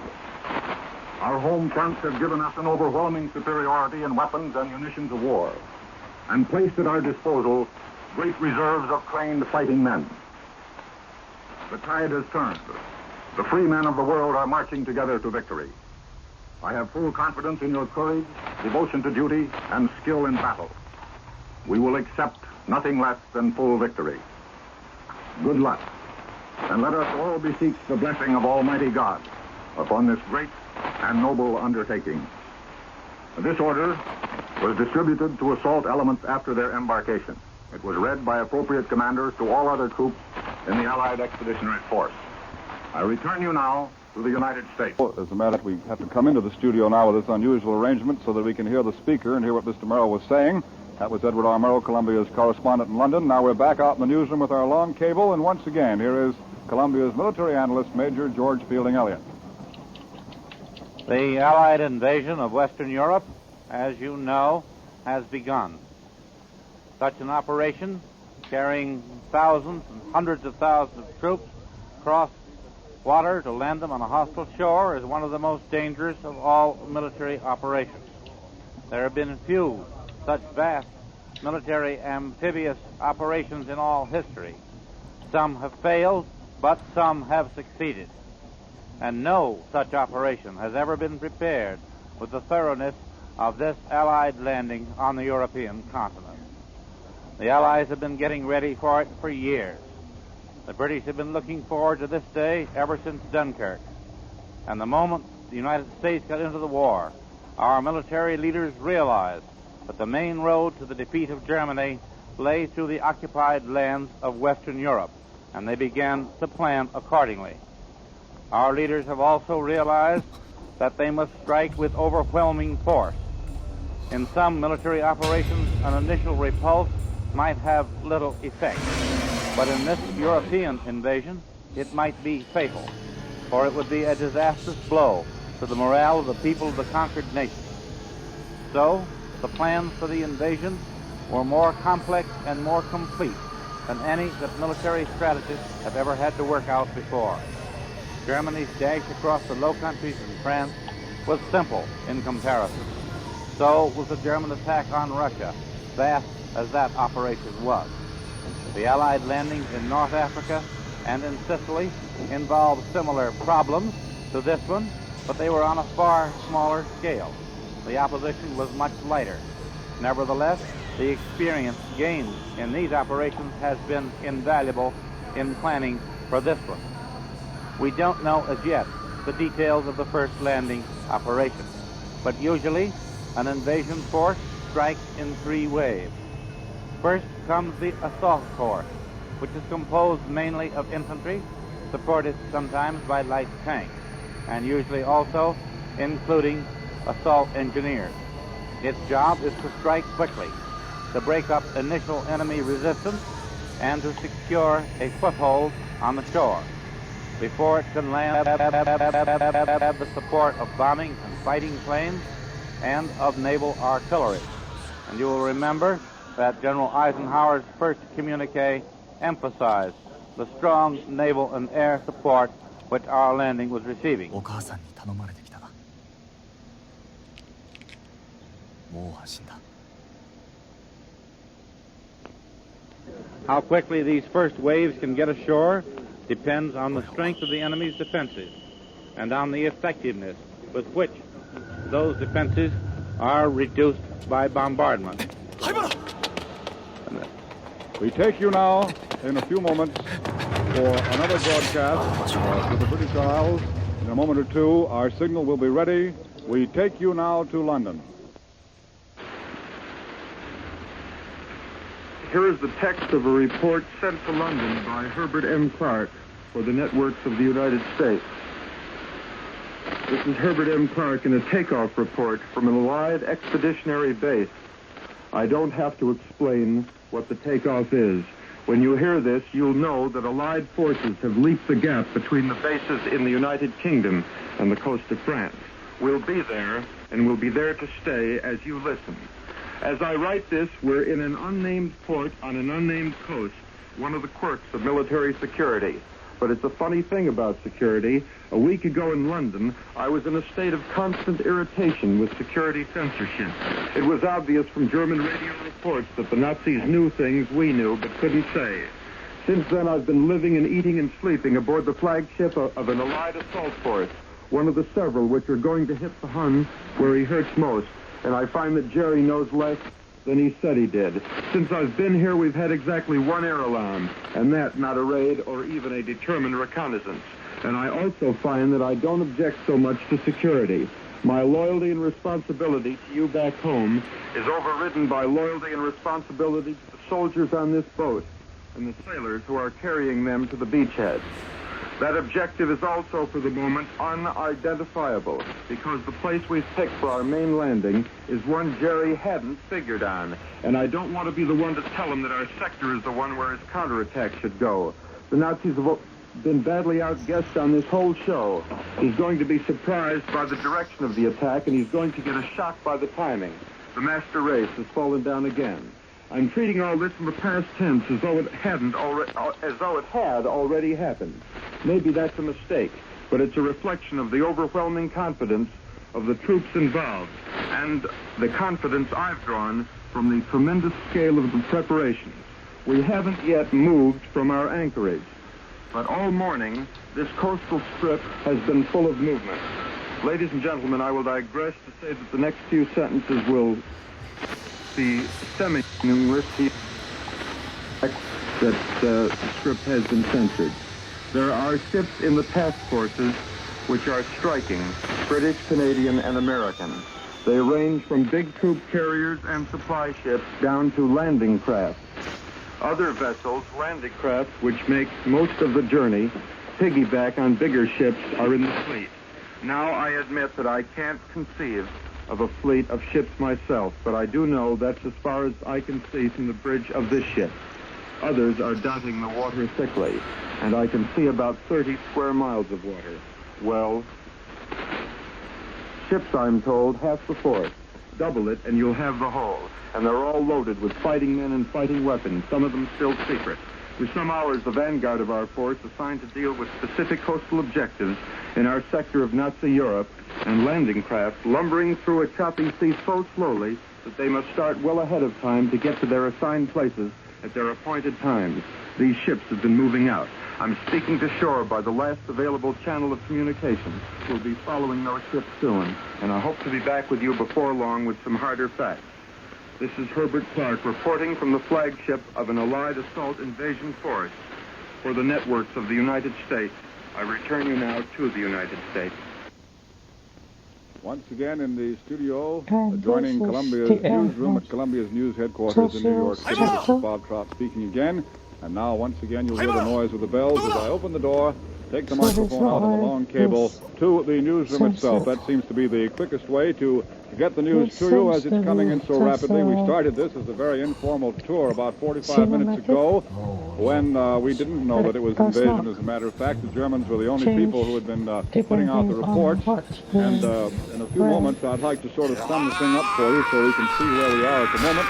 But it seems that the story is now at this stage at which interruptions come, things come in so quickly that it's almost impossible to find time to go back and sum up. We've had the first dispatch from London. We sometimes have to interrupt each other here during this informal broadcast. When we get word to switch rapidly to London, there are only a few seconds in which to do it, and so our broadcast may be abrupt at some point or another, but we're trying to keep you abreast of the news as quickly as possible, and so when we get word that London has something, we just cut whatever we can and go as quickly as possible. Now, I think perhaps the best way to get up to date, to bring us up to date here from the exciting moment, the supreme and moment of suspense at which Colonel Dupuy announced in London that this really was an invasion and not just a German trick. I think the best way to bring ourselves up to date is to go back to this Associated Press machine in front of which I'm standing. Start at the copy at 3:33 a.m. in the morning. That's 1 minute after we'd switched to London. And here's what it says. Flash. That's a very rare thing, you know, in the news world. Flash. London. Eisenhower's headquarters announces Allies land in France. Immediately afterward, bulletin. Supreme Headquarters, Allied Expeditionary Force, June 6 AP. General Dwight D. Eisenhower's headquarters announced today that Allied troops began landing on the northern coast of France this morning, strongly supported by naval and air forces. The text of the communique, quote, under the command of General Eisenhower, Allied naval forces, supported by strong air forces, began landing Allied armies this morning on the northern coast of France. In 5 seconds, I hear we again will get an official report from London. Go ahead, London.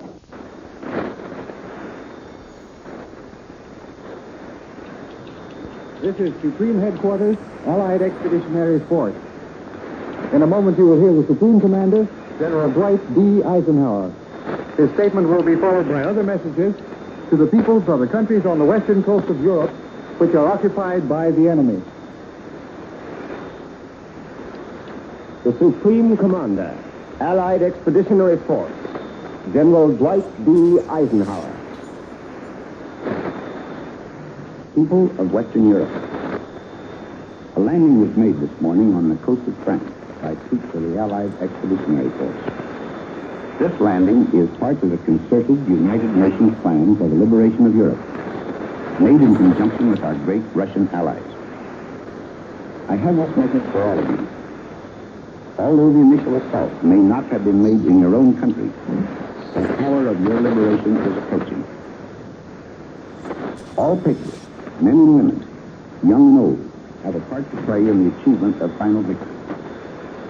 To members of resistance movements, whether led by nationals or by outside leaders, I say, follow the instructions you have received. To patriots who are not members of organized resistance groups, also, continue your passive resistance, but do not needlessly endanger your lives. Wait until I give you the signal to rise and strike the enemy. The day will come when I shall need your united strength. Until that day, I call on you for the hard task of discipline and restraint. Citizens of France, I am proud to have again under my command the gallant forces of France. Fighting inside their allies, they will play a worthy part in the liberation of their homeland.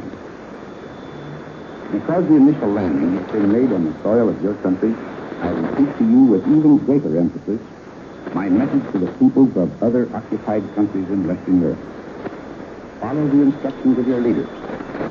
A premature uprising of all Frenchmen may prevent you from being of maximum help to your country in the critical hour. Be patient. Prepare. As Supreme Commander of the Allied Expeditionary Force, there is imposed on me the duty and responsibility of taking all measures necessary to the prosecution of the war. Prompt and willing obedience to the orders that I shall issue is essential. Effective civil administration of France must be provided by Frenchmen. All persons must continue in their present duties unless otherwise instructed. Those who have made common cause with the enemy and so betrayed their country will be removed. When France is liberated from her oppressors, you yourselves will choose your representatives and the government under which you wish to live. In the course of this campaign for the final defeat of the enemy, you may sustain further loss and damage. Tragic though they may be, they are part of the price of victory. I assure you that I shall do all in my power to mitigate your hardships. I know that I can count on your steadfastness now, no less than in the past. For the heroic deeds of Frenchmen who have continued the struggle against the Nazis and their vicious satellites in France and throughout the French Empire have been an example and an inspiration to all of us. This landing is but the opening phase of the campaign in Western Europe. Great battles lie ahead. I call upon all who love freedom to stand with us now. Keep your faith staunch. Our arms are resolute. Together we shall achieve victory. You have just heard the Supreme Commander, General Dwight D. Eisenhower. It has just been announced that General de Gaulle has arrived in England. He will broadcast a message to the people of France later in the day.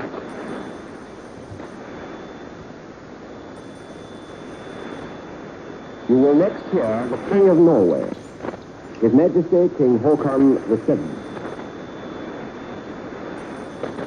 Landsmenn, som det utenfor partiets stand, som har taget sigte på frigjøringen af Europas undertrykte folk, er krigen fra vest, der går ind i en ny fase.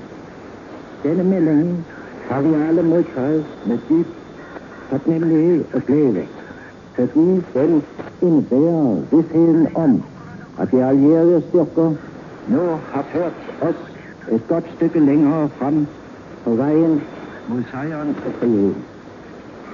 I glæden over denne udvikling må ikke vores folk gå til nogen forhastet eller uoverlagt handling.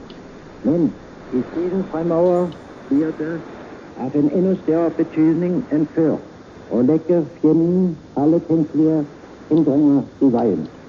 Det må ske på en slik måde, at man ikke ved uforsigtighed udleverer sig selv eller andre. Medlemmerne af de organisationer, som samarbejder med de allierede militære autoriteter, står i en særstilling. De har fået sine bestemte opgaver at løse, og de vil få nye ordre.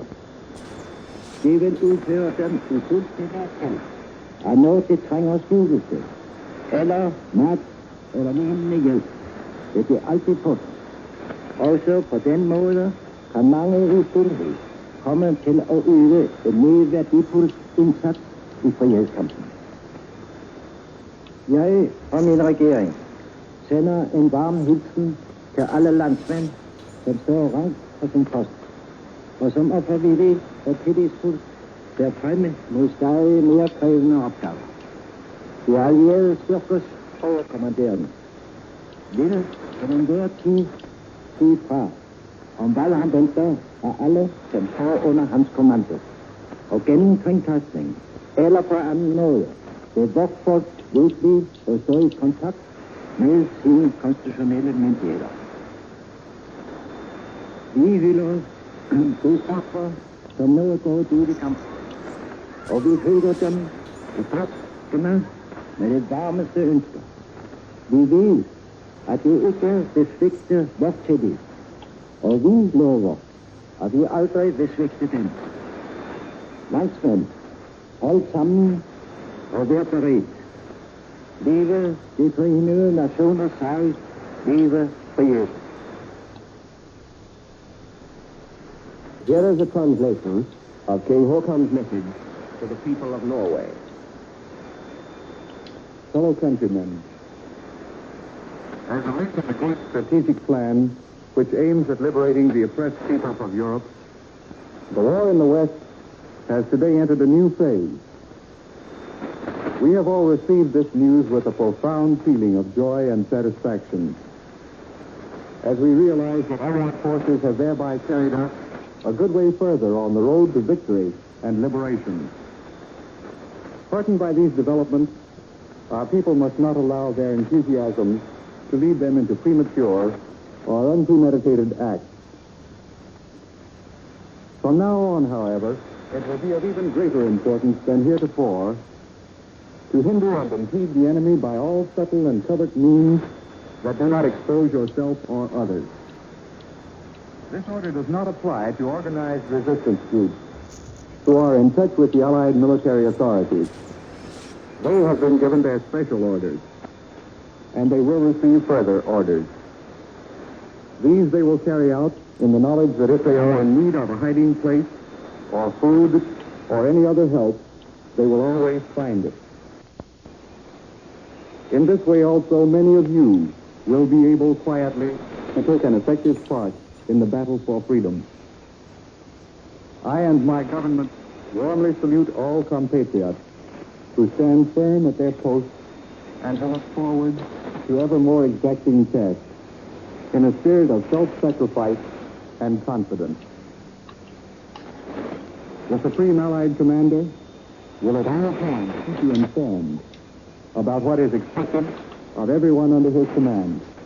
And over the radio and by other means, our people will continue to be in close contact with their constitutional authorities. We salute the forces which have now gone into battle. Our thoughts and warmest wishes go with them. We know that they will not fail us, and we promise never to fail them. Fellow countrymen, keep together and be prepared. Long live the cause of the United Nations. Long live the cause of freedom. That ends the translation of King Haakon's statement. Communique number 1, issued by Supreme Headquarters, Allied Expeditionary Force, will now be repeated. Under the command of General Eisenhower, Allied naval forces, supported by strong air forces, began landing Allied armies this morning on the northern coast of France. You will now have the Prime Minister of the Netherlands, His Excellency Professor Herbrandi. Mannen en vrouwen van Nederland. Nu het grote ogenblik gekomen is waarop de geheime strijdkrachten tot een machtige aanval zijn overgegaan vanuit het westen, heb ik enkele zeer ernstige woorden tot u te zeggen. Ik verzoek u hiernaar met de grootst mogelijke aandacht te luisteren en mijn woorden met inachtneming van alle noodzakelijke veiligheidsmaatregelen door te geven aan de betrouwbare landgenoten die niet in de gelegenheid waren naar mij te luisteren. Landgenoten, nu de geallieerde motorslag neerkomt op Hitler's Atlantic Wall, gaat door ons allen een siddering van ontroering. Onze mannen van leger, vloot, luchtmacht en koopvaardij hebben de taak te vervullen welke aan hen door de militaire opperbevelhebber is toebedeeld. In de harten van ons allen stijgt de dringende bede op tot den Almachtige om hulp en bijstand in deze vooral zo rechtvaardige strijd.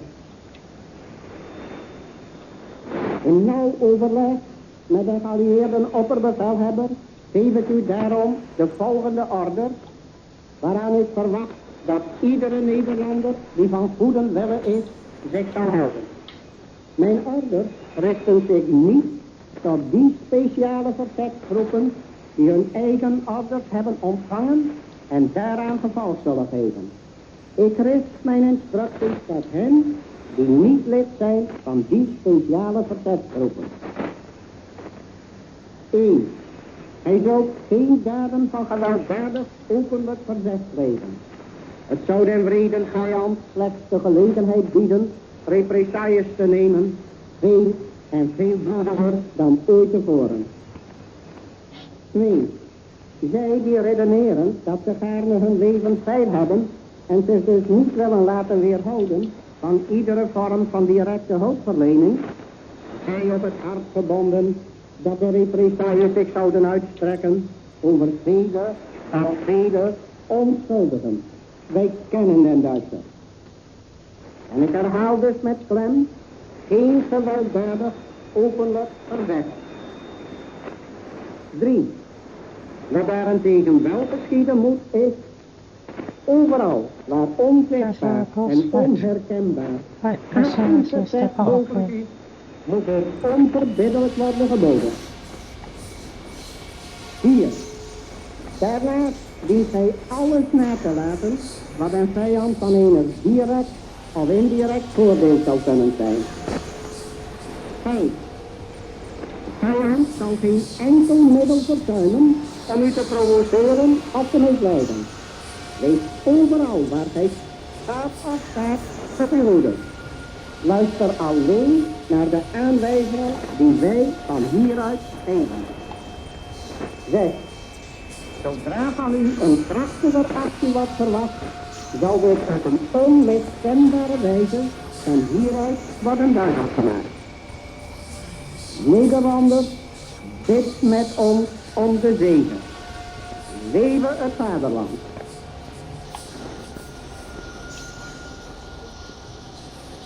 Here is a translation of the statement just made by the Prime Minister of the Netherlands. Men and women of the Netherlands, now that the great moment has arrived and the Allied forces have started the mighty attack from the west, I have some very solemn words to say to you. I request you to listen with the greatest possible attention and, with due observance of all necessary security measures, to pass on my words to trustworthy compatriots who have not been in a position to listen to me. Fellow countrymen, now that the Allied sledgehammer blow is falling on Hitler's Atlantic wall, we are all thrilled with emotion. Our men of the Army, the Navy, the Air Force, and the Merchant Navy have to fulfill the task allotted to them by the military commander-in-chief. In the hearts of all of us rises the urgent prayer to the Almighty for help and assistance in what is for us so righteous a struggle. In close deliberation with the Allied High Command, I therefore give you the following orders, which I expect every Dutchman of goodwill to keep. These orders do not apply to those organized resistance groups who have received their orders and who will obey them. It is to those who are not members of organized resistance groups that I address these instructions. 1. You will not perpetrate any acts of violent open resistance. It would only offer the cruel enemy an opportunity to take far bloodier reprisals than ever before. 2. Those who reason that they are ready to sacrifice their life and therefore do not wish to refrain from any form of direct assistance are urged to consider that the reprisals would extend to a great many innocent people. We know the Germans. And I therefore request, with emphasis, no violent open resistance. 3. This, however, must be done. Wherever invisible and unrecognizable passive resistance is possible, it must be inexorably forthcoming. 4. Refrain from any act that might be of any direct or indirect advantage to the enemy. 5. The enemy will not fail to employ any means of provoking or deceiving. Wherever you go, wherever you may be, watch your own behavior.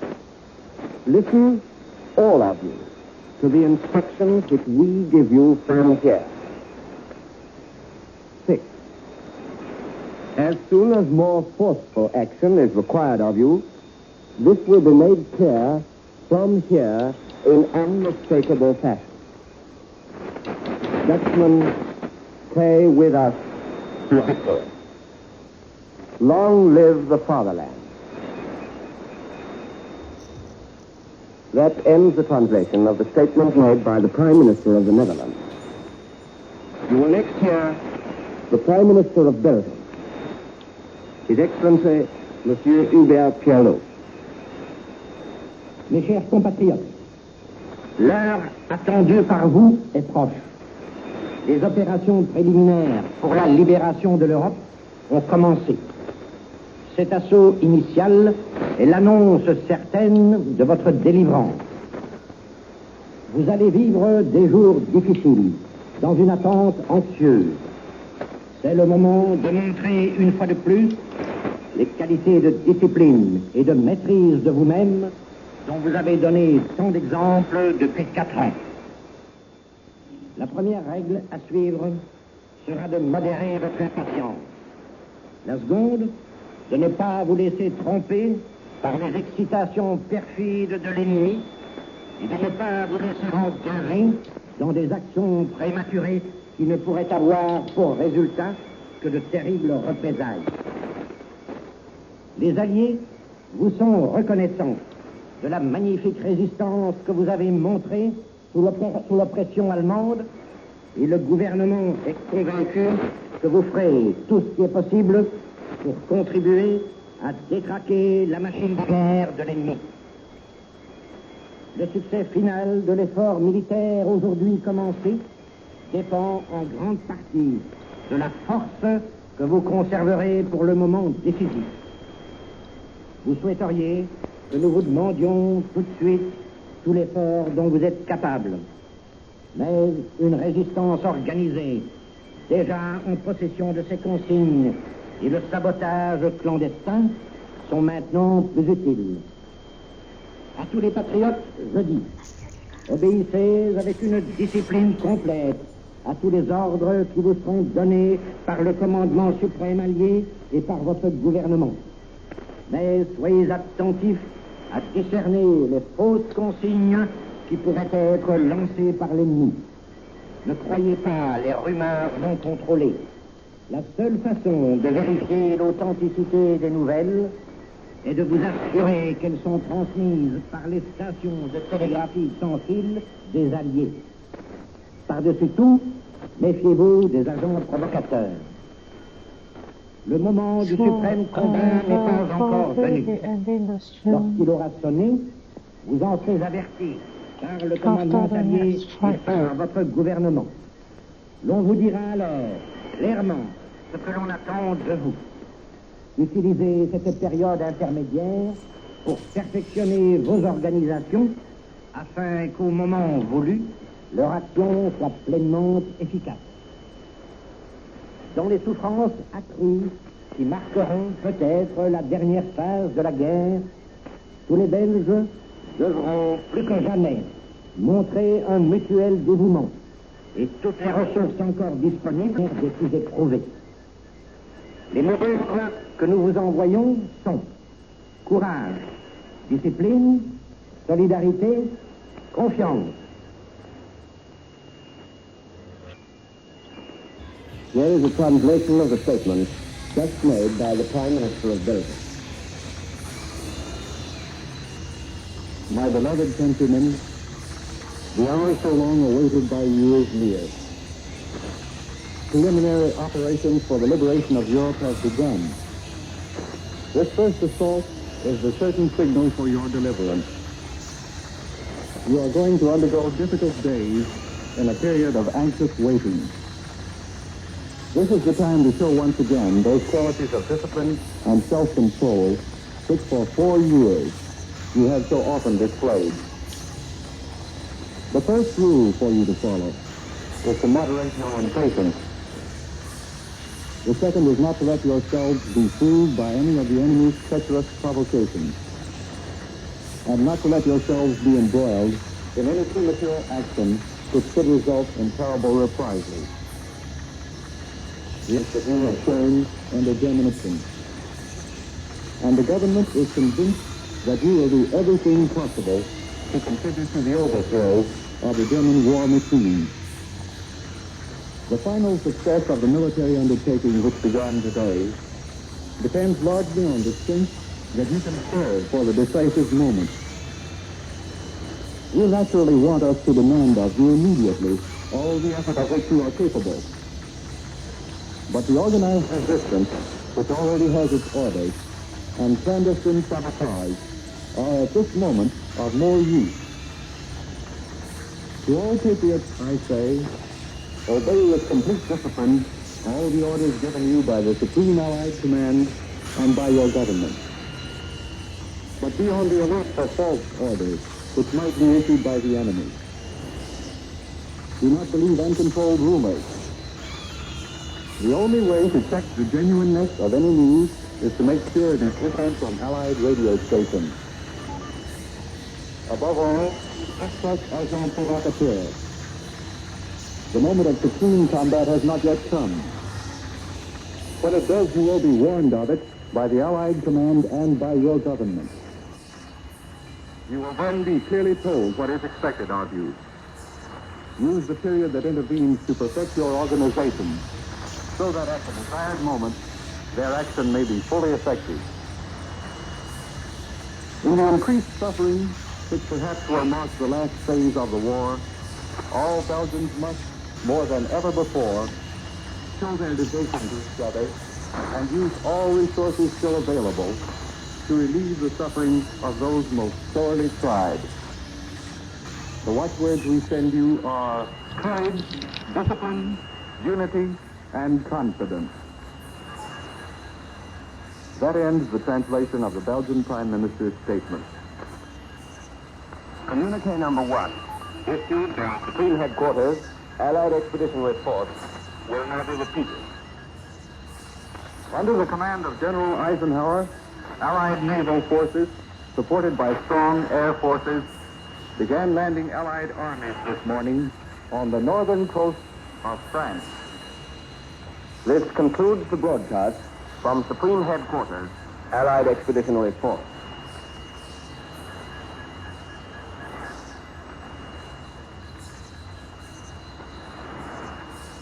This is the home and overseas service of the BBC. Once again, this is Columbia's newsroom in New York City. This is Bob Trout speaking. We are continuing our coverage of the invasion. We just heard a broadcast from London. I must tell you now that we are to pause for a 15-second station identification break, but this is warning to all our stations on the network that we are going to pause only for 15 seconds, and after that we are going to have another broadcast from overseas. This is CBS, the Columbia Broadcasting System.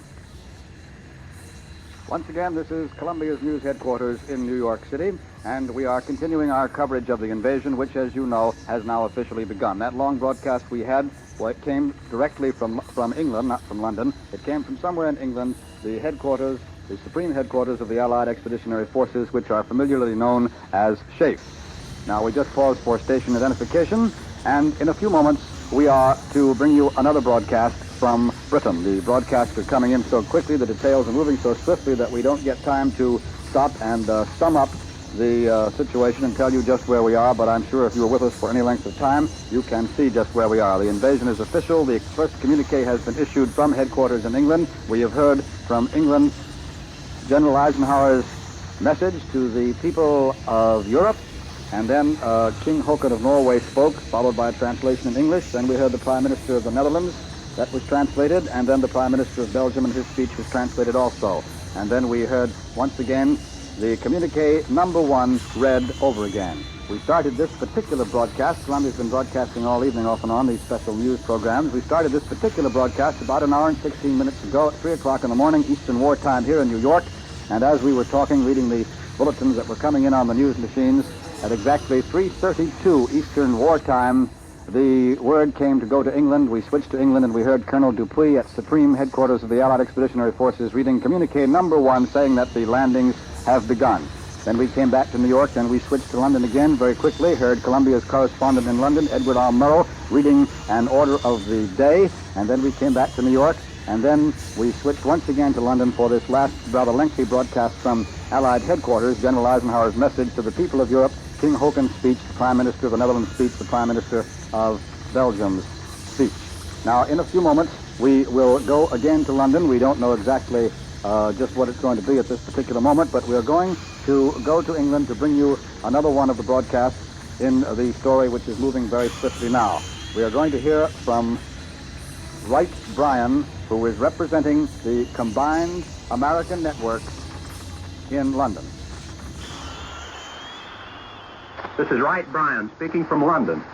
In the first hour of D-Day by British double summer time, or a little more than an hour before D-Day began by Greenwich Mean Time, the first spearhead of Allied forces for the liberation of Europe landed by parachute in northern France.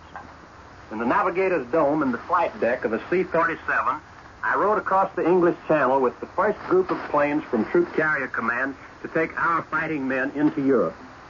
Just before we left French soil for the return trip to England, I watched from the rear door of our plane, named the Snooty, as 17 American paratroopers, led by a lieutenant colonel, jumped with their arms, ammunition, and equipment into German-occupied France. Our group, at the head of the leading wing from the U.S. 9th Air Force's Troop Carrier Command, was met with only scattering small arms fire from the fields, which were dark and quiet as we entered enemy territory. As we headed back towards the English coast, we saw tracers arching through the air behind us and a steady parade of Allied planes moving out over the course we had just navigated to strengthen the ground forces we had left below. In the channel below us, we could see a few ships, but could not be certain whether they were part of the Armada carrying Allied soldiers to the beaches for attacks which were quickly following the first landings of airborne troops which I had witnessed. For 2 days, I had been living with the Troop Carrier Squadron commanded by Major Clement G. Richardson of Salinas, California. His combat crews had been fully briefed as to their initial mission, the course they would fly, and all procedures they would follow. From the moment this briefing began, the combat crews lived apart from the ground personnel of their base, with barbed wire surrounding their quarters and guards protecting them from any contact with outside persons. All day Monday, they watched the weather. After an early supper, they broke up into small groups for volleyball games in their small recreation area. In the early evening, Major Richardson returned from a conference with Lieutenant Colonel Donaldson of Birmingham, Alabama, commanding this lead group. As Major Richardson came within the barbed wire enclosure of his own squadron, he blew a long, shrill blast on his whistle. The pilots, co-pilots, navigators, and radio men clustered around him. "Come into the briefing room," he said.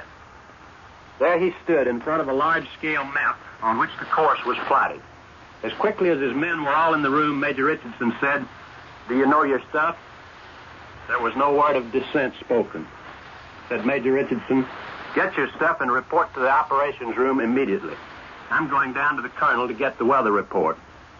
I think this is it. Good luck." The crews began to file out of the room, but Major Richardson stopped them. "You want to get back, don't you?" he asked. There was a quick murmur of assent. "Then, damn it, get in there and fight." The crews piled in their trucks to go first to the operations office and then to the line where their planes were drawn up and ready to go. As they moved towards the airport proper, they passed long columns of airborne troops, trudging slowly under their full loads of battle equipment from the bivouac area where they had been camped awaiting this day toward the planes which would carry them into battle. General Eisenhower had visited this camp during the afternoon, quietly passing among the men and chatting with them, asking them names and their homes and their jobs. Outside the door of each C-47, the soldiers assembled and checked their equipment, while ground crews and combat crews gave the planes a final tuning up. Heavily laden transport planes began taxiing along in long procession toward the runway. As the first squadron, commanded by Lieutenant Colonel David Daniel of Birmingham, Alabama, began to take off, the planes rushing in swift succession down the runway, Lieutenant General Louis H. Brereton, the 9th Air Force commander, moved up and down the line of planes, giving the thumbs-up sign to his crews. Meantime, the paratroopers had adjusted their packs, donned their Mae Wests and chutes, and climbed into the planes. Each was so heavily loaded that he had to be pushed from behind and pulled from above to get up the steps into the plane. In our plane, Lieutenant Colonel Robert Cole of San Antonio, Texas, the senior officer aboard, moved quietly up and down the passenger compartment, speaking to each man and asking if he had everything he needed. As the men settled in their bucket seats, Colonel Cole said, "The doc is going to give you some pills to guard against air sickness. Make yourselves as comfortable as you can. Better try to sleep a little." Quiet settled in the plane. These men had done their talking. Now they were grim and silent. The soldier sitting farthest forward on the port side, Private Robert C. Hillman of Manchester, Connecticut, said, "I know my chute's okay because my mother checked it. She worked in the Pioneer Parachute Company in our town, and her job is giving the final once-over to all chutes they manufacture."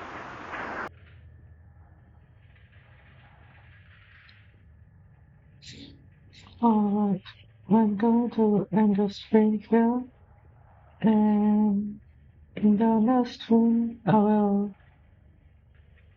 fight this spirit fight again to save our millstone. And other than that, so for anyone that is watching, thank you for being here.